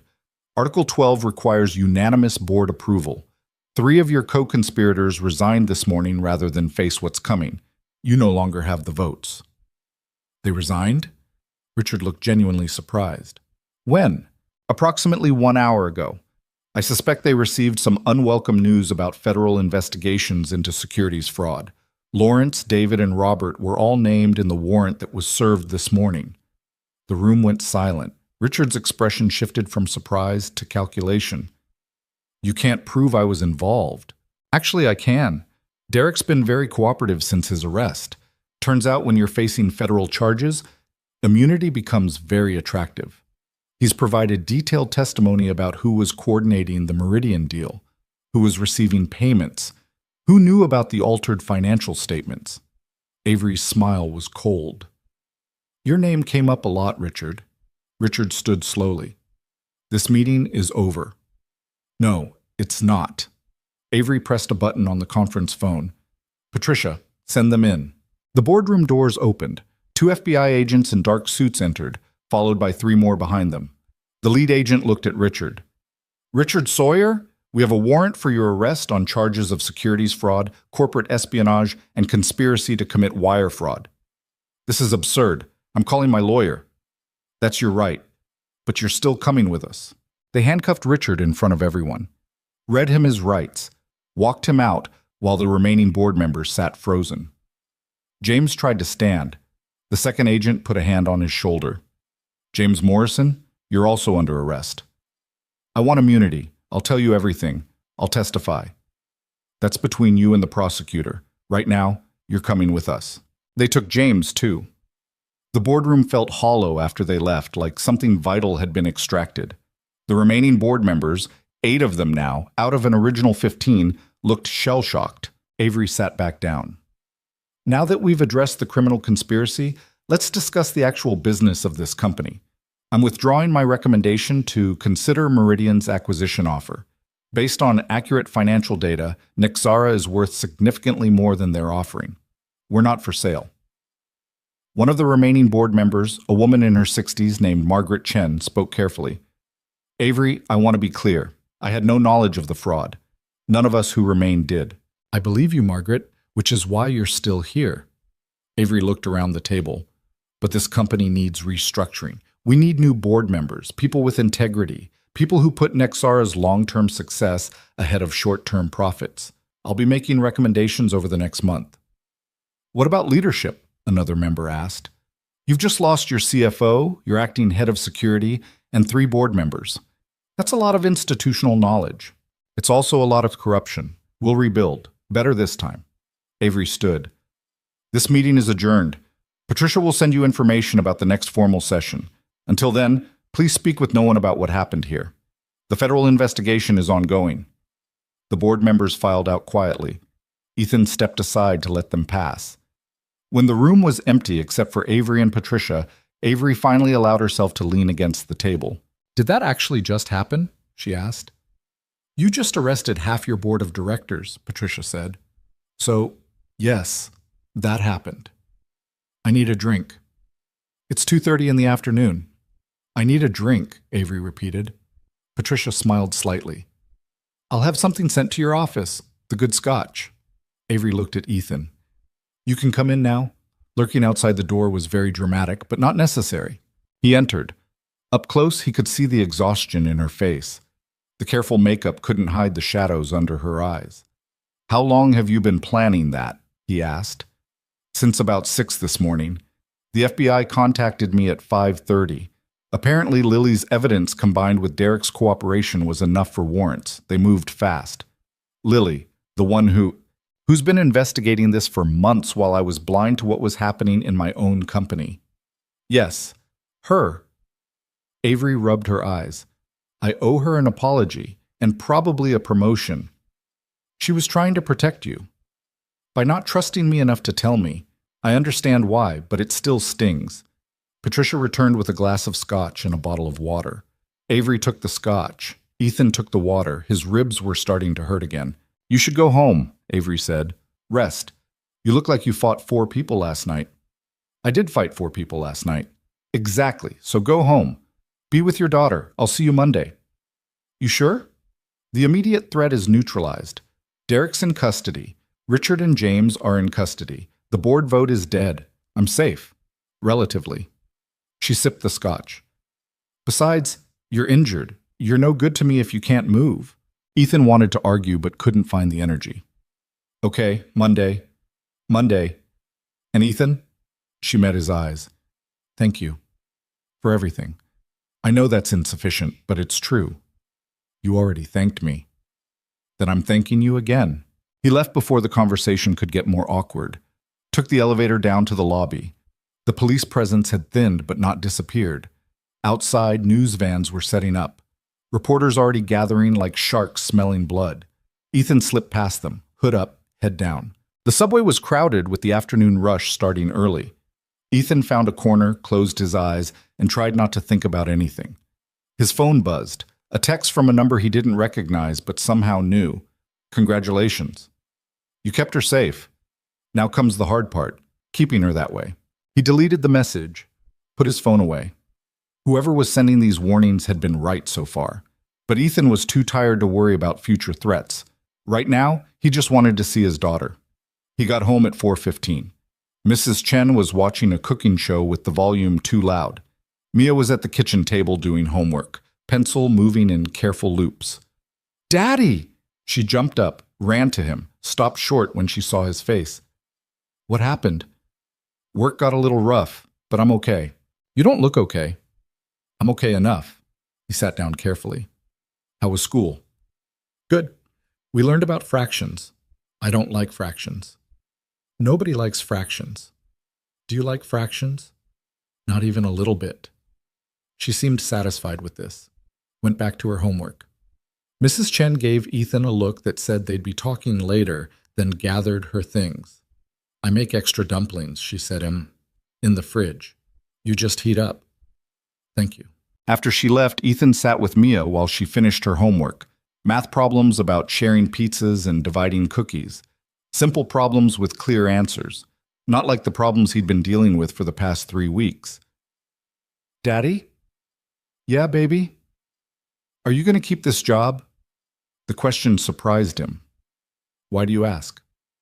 Because you keep getting hurt, and you look sad again. I'm not sad. Yes, you are. Just a little bit. Around your eyes. Ethan put his arm around her. I'm tired, but that's different from sad. And yeah, I'm keeping this job. It's a good job. It helps us. Even if it makes you tired? Even then, she thought about this. Okay, but you have to promise to be careful. I promise. You can't break promises. I know. They heated up the dumplings. Ate dinner while Mia told him about a girl in her class who brought a hamster for show and tell, and it escaped and they found it in the art supplies. Normal things, kid things, things that had nothing to do with corporate fraud or federal arrests or gunfights in office buildings. After dinner, they watched a movie, something animated with talking animals and improbable adventures. Mia fell asleep 20 minutes in, head on his shoulder. Ethan carried her to bed, tucked Mr. Hopsworth in beside her, and stood in the doorway watching her breathe. His phone buzzed again. This time it was Avery. News broke. It's everywhere. My phone won't stop ringing. This is going to be a circus. He typed back, "You okay? Define okay." I just publicly destroyed half my board. I'm either a hero or a villain, depending on who you ask. My father called. He never calls. This is fine. Everything's fine. Ethan could almost hear the edge in her voice. You need anything? Sleep, a time machine, a less complicated life. Pause. Sorry. Ignore me. I'm spiraling. Don't apologize. You just fought a war. You're allowed to spiral. Is that in the Bodyguard Handbook? Section 7. Post-traumatic stress management. A longer pause. Then, thank you for not making this weird. Making what weird? This. Whatever this is. You're my employee, but also the person who saved my company. Those things don't usually coexist. We'll figure it out. Yeah. Okay. See you Monday. Monday. Ethan set his phone down, went to the bathroom, looked at himself in the mirror again. The bruises had darkened. His ribs hurt when he breathed too deep. His knuckles were swollen. He looked like exactly what he was, someone who'd been in a fight and barely won. But he had won. They'd won. Avery still had her company. Derek and Richard and James were facing consequences. The conspiracy had collapsed. So why did he feel like something was still wrong? He showered carefully, avoiding pressure on his ribs, changed into clean clothes. Checked on Mia one more time, still sleeping, still peaceful, still trusting that her father could keep the world safe. He envied that trust, the certainty of it. His phone buzzed one more time. Another unknown number. Another message. You think this is over. It's not. You stopped the acquisition. You didn't stop what's coming. Watch Avery. Someone still wants her gone. Someone patient enough to wait. Ethan stared at the message until his eyes blurred. Typed, "Who are you?" The response came fast. Someone who made the same mistake you're making. I thought keeping her alive was enough. It's not. You have to keep her whole, her company, her trust, her future, all of it, because the people who want to take it from her won't stop just because you won once. What people? You'll know them when they show up. Until then, just remember, you can't protect someone from threats you don't see coming. And you definitely can't protect them alone. The conversation thread deleted itself, just like before, like it had never existed. Ethan forwarded a screenshot to his personal email before it disappeared completely. Sat on his couch in the dark apartment, thought about unknown threats and patient enemies, and the weight of protecting someone whose value made them a target. He thought about Mia sleeping in the next room, about the paycheck that had changed their lives, about Avery standing in that boardroom destroying her own board of directors to save her company. And he thought about the message. You can't protect them alone. Maybe that was true. Maybe he needed help. Maybe trying to be a one-man shield was pride disguised as duty. But right now, alone was all he had. So he'd have to be enough. He set an alarm for 6 a.m., lay down on the couch because walking to his bedroom felt like too much effort, closed his eyes, tried to sleep. The last thought before unconsciousness took him was simple and clear. Monday was going to be complicated. He had no idea how complicated. Somewhere across the city, in an office that didn't officially exist, someone watched news footage of Nixara's board arrests, watched Avery Monroe's statement to the press, watched the stock price spike as investors celebrated the removal of corruption. And they smiled, because everything was going exactly according to plan. The phone on the desk rang. They answered on the first ring. It's done? The board is fractured. Avery's focused on rebuilding. She thinks she won. And the bodyguard? Ethan Ward, former special operations, better than expected. He stopped Derek. Will he be a problem? A pause. Potentially. He's observant, loyal, difficult to compromise. Then we don't compromise him. We use him. How? By making him think he's protecting her, when really he's helping us isolate her. A CEO who trusts no one but her bodyguard is a CEO who's already lost. And if he figures it out, Then we remove him, but not yet. Not while she needs someone to trust. Let him be her shield. Shields make excellent targets when the time comes. The call ended. The office went dark. Outside, the city continued its endless rhythm, unaware that in the spaces between power and ambition, new plans were already forming. Plans that would test everything Ethan thought he knew about loyalty, trust, and the cost of keeping someone safe in a world designed to tear them down. But that was for later. For now, there was just the quiet after the storm. The brief moment of peace before the next war began. Ethan slept. Mia dreamed. Avery sat in her apartment staring at her reflection in darkened windows, wondering if winning was supposed to feel this hollow. And somewhere in the machinery of corporate power, pieces moved on boards that none of them could see yet. The game wasn't over. It was just changing shape. Monday arrived wrapped in the kind of gray that made the city look tired. Ethan was at Nixara by 6:45, ribs still aching but manageable, moving like someone who'd learned to function through pain.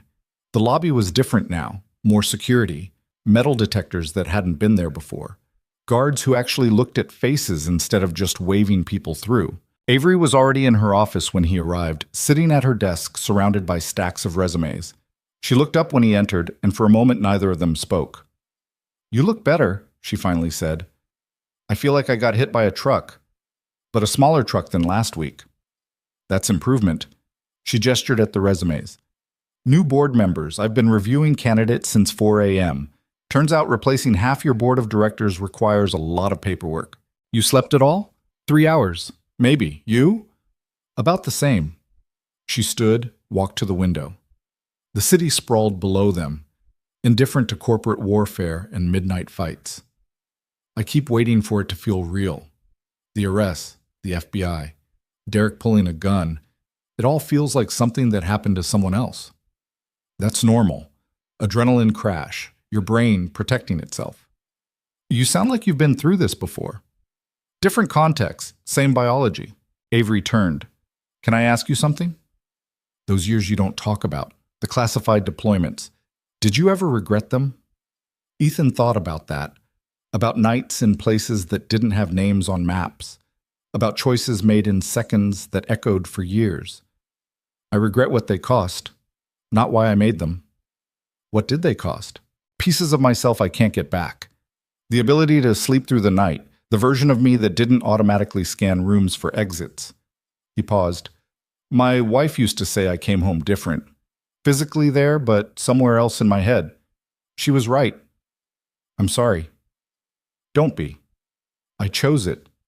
I knew what I was signing up for. Mostly." He looked at her.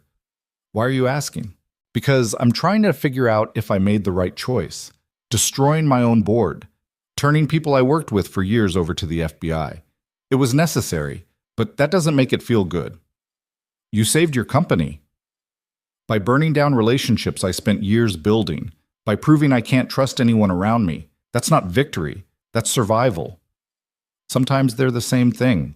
Avery sat back down, suddenly looking exhausted. "Patricia says I need to hire a new CFO, new head of security. Permanent, not acting. Probably new legal counsel since our previous counsel is under investigation. I'm rebuilding an entire executive structure while trying to run a company that's all over the news. Every decision I make now gets analyzed by thousands of people who think they know better. So, make the decisions anyway." "That simple?" "No. But it's the only option. You can't lead by committee when the committee might be compromised." She smiled slightly. "Is that from your military training?" "That's from watching my daughter try to make decisions with input from her stuffed animals. Turns out Mr. Hopsworth has terrible judgment about bedtime." The laugh that came out of Avery was surprised and genuine. "I can't believe you just compared my board of directors to stuffed animals." "If the shoe fits." The moment broke when Patricia knocked and entered without waiting for permission. "Avery, we have a situation." "What kind of situation?" "Lily Park is here. She wants to talk to you. She looks upset." Avery and Ethan exchanged glances. "Send her in." Lily entered looking like she'd been crying recently but was trying to hide it. Her suit was immaculate, but her eyes were red. "I'm sorry for showing up without an appointment," she said, "but I need to tell you something before you hear it somewhere else." "Sit," Avery said. "What's going on?" Lily sat, hands clasped tight in her lap. I'm resigning, effective immediately. What? Why? Because I went behind your back. I investigated the company without telling you. I broke into the records room. I sent anonymous messages instead of just being honest. Her voice cracked. You're rebuilding this company with people you can trust, and I proved I'm not one of them. Avery was quiet for a moment. Then she said, Lily, look at me. Lily met her eyes. You saved this company. Without your investigation, without the evidence you gathered, Derek and Richard would have succeeded. I'd have lost Nexara. So yes, you went behind my back, but you did it because you didn't know who to trust in a situation where trusting the wrong person could destroy everything. Avery leaned forward. I'm not accepting your resignation. I'm promoting you. What? VP of Operations isn't big enough for someone who spent 3 months investigating fraud while doing their actual job. I'm making you Chief Operating Officer. You'll report directly to me. You'll help rebuild this company, and next time you find something wrong, you'll tell me immediately instead of playing detective alone. Deal? Lily's eyes filled with tears again. You're serious? Completely. We need people who care enough to risk their careers doing the right thing. That's you. I don't know what to say. Say yes. Yes, okay. Yes. Lily wiped her eyes. Thank you. I won't let you down. I know you won't. Now get out of my office. You have a company to help run. After Lily left, Avery turned to Ethan. See? Sometimes trust is a choice you make despite evidence, not because of it.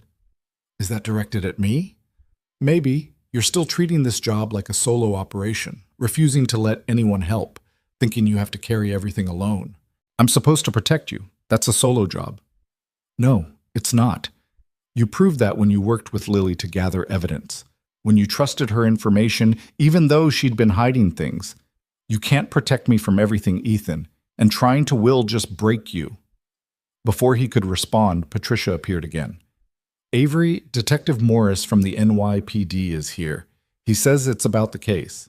Detective Morris was in his 50s, with the kind of face that had seen too much and stopped being surprised by human nature. He shook Avery's hand, nodded at Ethan. Ms. Monroe, I wanted to update you on the investigation. Derek Vale is cooperating fully. He's provided testimony about Richard Sawyer's involvement with Meridian, the payments made to board members, and the plan to force the acquisition. What about James? Avery asked. CFO Morrison is also cooperating. Between the two of them, we're building a comprehensive case. The federal prosecutor thinks she can get convictions on all major charges. He paused. But there's something else. Derek mentioned a name during questioning, someone he said was coordinating everything from outside the company, someone he only knew as the broker. Ethan felt his spine straighten. Did he identify this person? No. All contact was through encrypted messages and anonymous payments. But Derek claims this broker was the one who approached him originally, who recruited Richard Sawyer, who knew exactly which board members were vulnerable to financial incentives. So someone's still out there, Avery said quietly. Potentially. We're investigating, but without more information. Detective Morris spread his hands. I wanted you to be aware. Take precautions. If this broker sees you as an obstacle, they might try again. After he left, Avery sat very still. Ethan could see her processing, calculating, running scenarios. You're thinking about the messages, he said. The warnings. About threats from inside, about being patient. She looked at him. What if Derek and Richard weren't the real threat? What if they were just, what's the word, pawns? Then someone's playing a longer game. And we don't know who. Ethan's phone buzzed. He pulled it out, saw another message from the unknown number. You're close. The broker isn't trying to buy Nexara. They're trying to break it, make it worthless, then buy the pieces. Avery needs to look at who benefits if the company fails, not who benefits if it sells. He showed the message to Avery. She read it twice. Who keeps sending these? I don't know, but they've been right about everything so far. That doesn't make it less creepy. She stood, started pacing. Who benefits if Nexara fails? Our competitors, obviously. Shareholders who shorted the stock. Companies that want our patents and technology but don't want to pay full price. She stopped. That's dozens of potential suspects. Unless we narrow it by capability. Who has the resources to coordinate something this complex? Who has the connections to recruit board members and security personnel? Who has the patience to run a multi-year operation? Avery pulled up something on her computer. Meridian doesn't have that kind of operational sophistication. They're an acquisition firm, not a spy network. But there are 3 or 4 corporations that do. She typed rapidly. Zenith Industries. They've been trying to break into pharmaceutical research for years. Couldn't compete on innovation, so they started buying up smaller companies. Nixara's patents would be worth billions to them. Would they have the patience for this? Their CEO, Marcus Reeves, is former military intelligence. He's known for long-term strategic planning, very patient, very ruthless. She pulled up a photo. Ethan didn't recognize the face, but something about the eyes bothered him. Cold, calculating. Can you prove he's involved? Not yet, but I can start looking. She called Patricia. I need everything we have on Zenith Industries. Acquisitions, board structure, financial statements, any connections to Meridian or our former board members, and I need it quietly. Don't tell anyone what you're researching. Understood. The next 3 days were a blur of investigation disguised as normal business operations. Avery met with new board candidates while Ethan reviewed security footage and access logs. Lily helped cross-reference financial transactions, looking for payments that might connect to Zenith.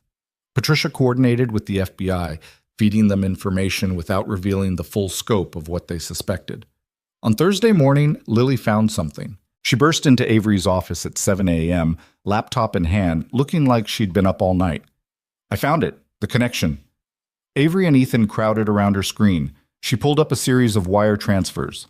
Richard Sawyer received payments totaling $3 million over the past year. The payments came from a shell company registered in the Cayman Islands. That shell company is owned by another shell company in Luxembourg.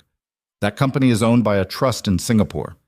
And that trust, she clicked through several more layers, is controlled by a subsidiary of Zenith Industries. That's a lot of steps, Ethan said. That's the point. They wanted it buried so deep nobody would find it. But I got help from a forensic accountant friend who specializes in this kind of thing. Lily pulled up another document. And it gets better. Derek Vale received payments from the same chain, so did James Morrison. All of them funded by Zenith. That's evidence, Avery said. That's actual, prosecutable evidence. There's more. I looked at Zenith's recent acquisition history. Every company they've bought in the last 5 years went through a similar pattern. Internal conflict, board instability, stock price collapse. Then Zenith swoops in with a low-ball offer that looks good compared to the chaos. It's a strategy, Ethan said. Break the company from inside, then buy it cheap. Exactly. And they've done it successfully 8 times. Lily closed her laptop. We need to give this to the FBI. If they can prove Marcus Reeves orchestrated this pattern across multiple companies, they'll have a RICO case, Avery finished. Racketeering, corporate espionage. This stops being about Nixara and becomes about criminal enterprise. She called Detective Morris, sent him the files. He called back 30 minutes later. Miss Monroe, this is exactly what we needed. I'm bringing this to the federal prosecutor today. If it checks out, we'll be requesting warrants by tomorrow. How long before they move on Zenith? Assuming the evidence holds, a week, maybe less. After the call ended, Avery sat back in her chair. We did it. We actually figured it out. Lily figured it out, Ethan corrected. Team effort. Avery looked at both of them. Thank you, both of you, for not giving up, for caring enough to dig until we found the truth. Ethan's phone buzzed again, the unknown number. Good work. But Marcus Reeves won't go quietly. He's about to find out his operation is compromised. When he does, he'll try to destroy evidence.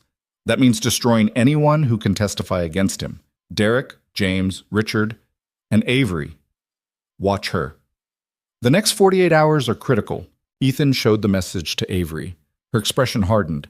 So even after we win, we're still in danger. Until they arrest him, yeah. After that, he's someone else's problem. I'm tired of being someone's target. I know, but we're close. Just a little longer. That night, Ethan insisted on driving Avery home personally. She protested, said she was fine, said he was being paranoid. He did it anyway. Walked her to her apartment, checked every room before leaving. You're really worried, she said. I'm really cautious. There's a difference. Ethan. She touched his arm. Whatever happens, I want you to know you've gone beyond what anyone could expect. You've protected me from things I didn't even know were threats. If something goes wrong, nothing's going wrong.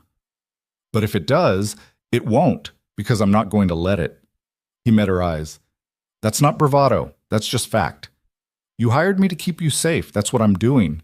She nodded slowly. Okay, just be careful. I'd rather have you alive and unemployed than the alternative. Noted. He left. Drove home. Found Mia asleep on the couch, Mrs. Chen dozing in the armchair. He paid her, apologized for being late again, and carried his daughter to bed. Daddy? Mia mumbled, half asleep. Yeah, baby? Are you done fighting yet? The question made his chest tight. Almost. Just a little bit longer. Okay. Love you. Love you too. He was in bed by 11. Asleep by 11:15. His phone rang at 2:47 a.m. It was Avery. Someone's trying to break into my apartment. Ethan was moving before he was fully awake. Where are you? Bedroom, door locked. I can hear them in the living room. Did you call 911? On my other phone, they said 5 minutes. I'll be there in 10. Stay on the line. Don't hang up. Don't make noise. He was dressed and out the door in 90 seconds. Left a note for Mrs. Chen, who was sleeping in the guest room. The streets were empty, the city holding its breath between night and morning. He drove too fast, didn't care, kept Avery on the phone the entire time. They're trying the bedroom door, she whispered. Don't open it. Windows? 43rd floor, not an option. Bathroom? Yeah, I can get there. Go. Now. Lock that door too. Put as many barriers as you can between you and them. He heard her moving, heard a door close. Lock click. I'm in the bathroom. Good. Stay there. I'm 3 minutes out. He pulled up to her building at 2:56. Police were already there, 2 units, lights flashing. Ethan showed them his ID, explained who he was. They let him through. The doorman was pale and shaking. 4 men, he said. They had fake credentials. I let them up before I realized. I'm so sorry. Ethan took the elevator to 43. Police were already in Avery's apartment. He found her in the bathroom, wrapped in a robe, face white but composed. She saw him, and something in her expression broke. They were going to kill me, she said. One of them said it. I heard him tell the others to make it look like a robbery. Ethan pulled her into a hug without thinking. She shook against him, adrenaline finally breaking through. You're okay, he said. You're safe. They found me. In my own home. I know, but they failed. You're still here. The police caught 3 of the 4 men trying to leave the building. The 4th had escaped, but they had descriptions. Detective Morris arrived 20 minutes later, looking grim. This was a professional hit, he said after reviewing the scene. Equipment, coordination, timing, someone sent them. Marcus Reeves, Avery said. He knows we found the connection. He's trying to eliminate witnesses. We're moving up the timeline. Federal agents are executing warrants on Zenith right now. If Reeves is there, he's getting arrested today. Avery couldn't stay in her apartment, crime scene and psychologically impossible. Ethan made a decision he hoped wasn't a mistake. Come home with me, just for today, until we know you're safe. She looked at him. Your place? It's small. It's not fancy, but it's secure and nobody knows the address except people I trust. Okay, yeah, thank you. They arrived at Ethan's apartment just as dawn was breaking. Mrs. Chen was already awake, making breakfast. She took one look at Avery and understood without explanation. Sit, I make tea, you eat. Mia wandered out in her pajamas, rubbing her eyes, stopped when she saw Avery. Hi, she said. Are you the lady my dad works for? I am. I'm Avery. I'm Mia. That's Mr. Hopsworth. She held up the rabbit. I remember him, still very distinguished. Mia climbed onto the couch next to Avery. Are you okay? You look sad. Avery's smile was shaky. I had a scary night, but I'm okay now. My dad's really good at making scary things go away. Yeah, he is. They sat like that while Mrs. Chen made breakfast, eggs and rice and tea that tasted like comfort. Ethan fielded calls from Patricia and Detective Morris and the FBI. At 9:47 a.m., Detective Morris called with news. We got him. Marcus Reeves was arrested at Zenith's headquarters. He's being charged with racketeering, conspiracy to commit murder, corporate espionage, and about 15 other counts. The men who broke into Miss Monroe's apartment are cooperating. It's over. Ethan relayed the information. Avery closed her eyes. It's really over? Really over. She started crying. Not dramatic sobs, just quiet tears of relief. Mia, without being asked, climbed into her lap and hugged her. It's okay to cry, Mia said seriously. Crying helps the sad get out. Avery laughed through the tears. That's very wise. I know. I'm very smart. The rest of the day passed in a strange haze. Avery slept on Ethan's couch while he and Mia went to the park. When they came back, she was awake, looking more human. I should probably go home, she said, to my actual home, or a hotel. I'm intruding. You're not intruding, Ethan said, but if you want space, actually, can I stay? Just one more night? I don't want to be alone yet. Of course. That evening, they ordered pizza. Mia insisted Avery help her build a blanket fort. They watched a movie together, all three of them squished into the fort, Mia between the adults, talking through the entire thing. It was chaotic and cramped, and nothing like the life Avery was used to. She loved every second of it.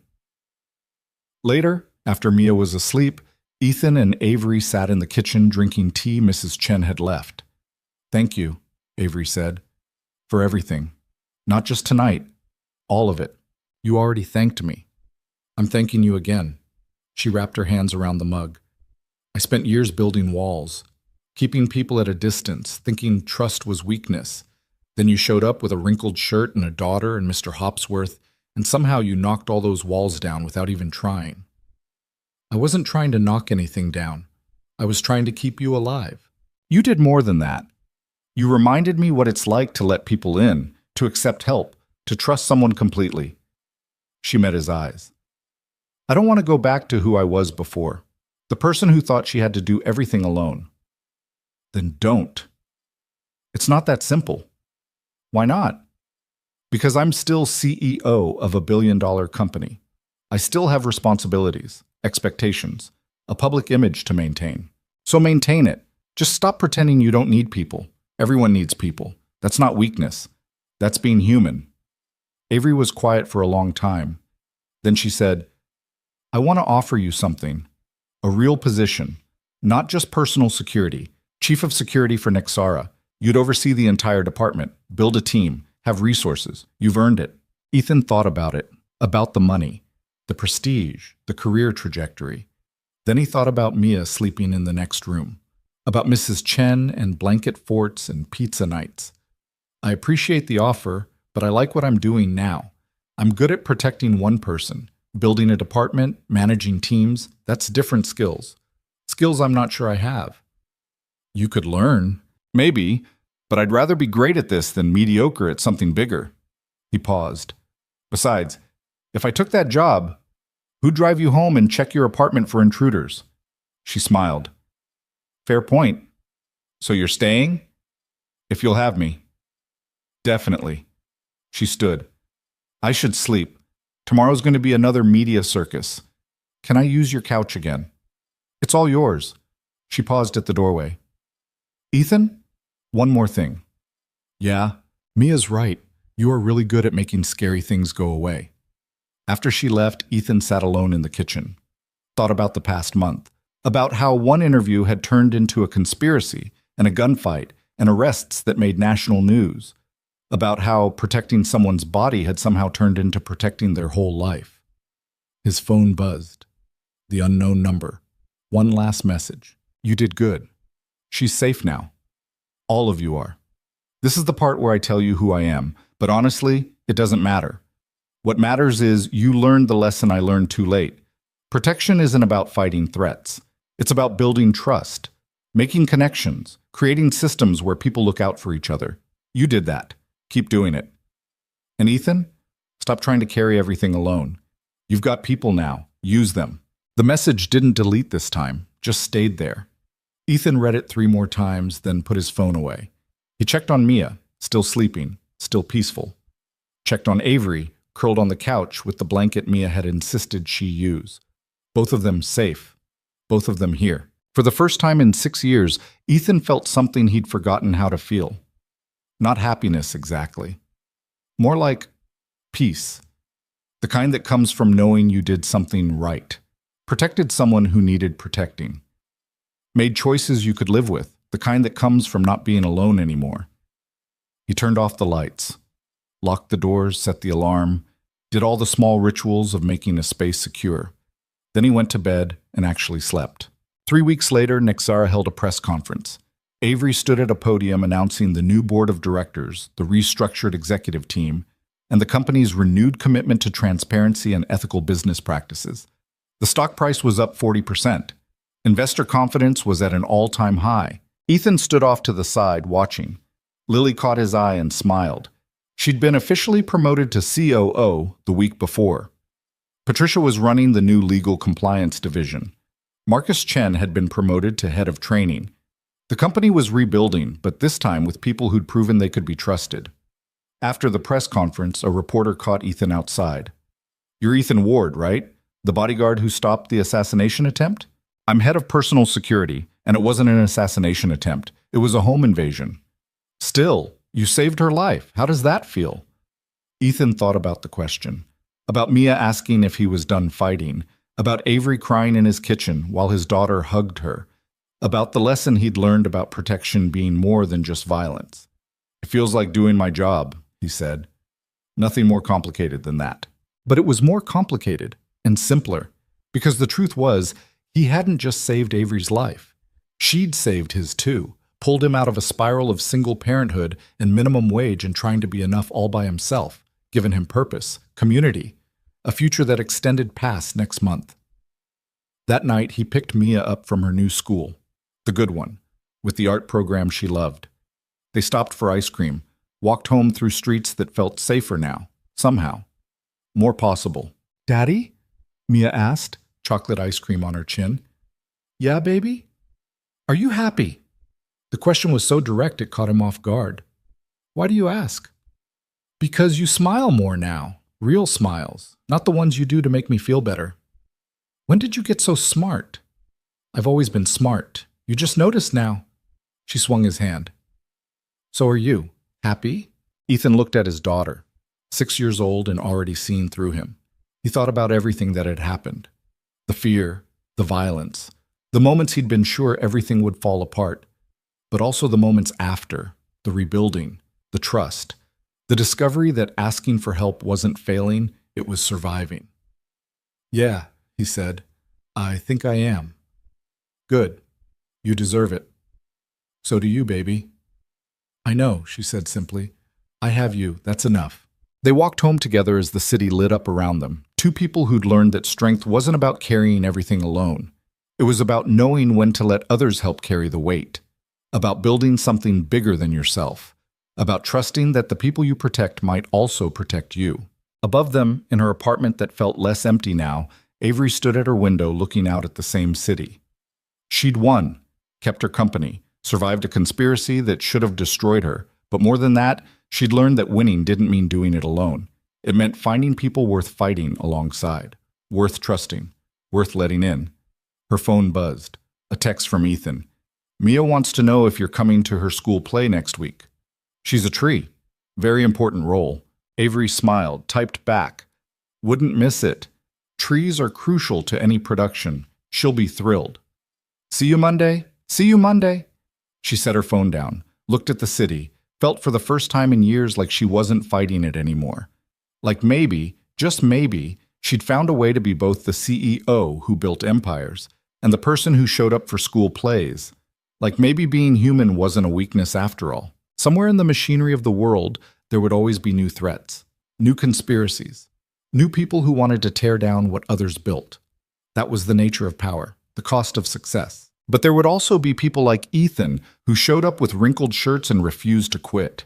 People like Lily, who spent months investigating alone because they believed in doing the right thing.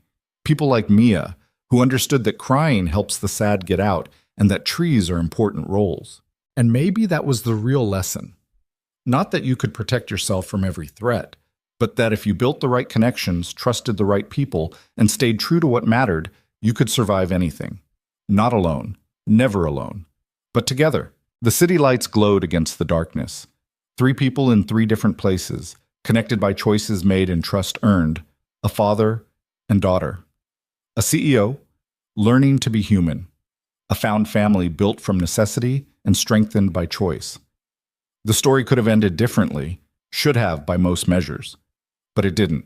Because sometimes, when you stop trying to carry everything alone, when you let people in despite the risk, when you choose trust over fear, sometimes you get to keep what matters. Sometimes you get to win. And sometimes that's enough.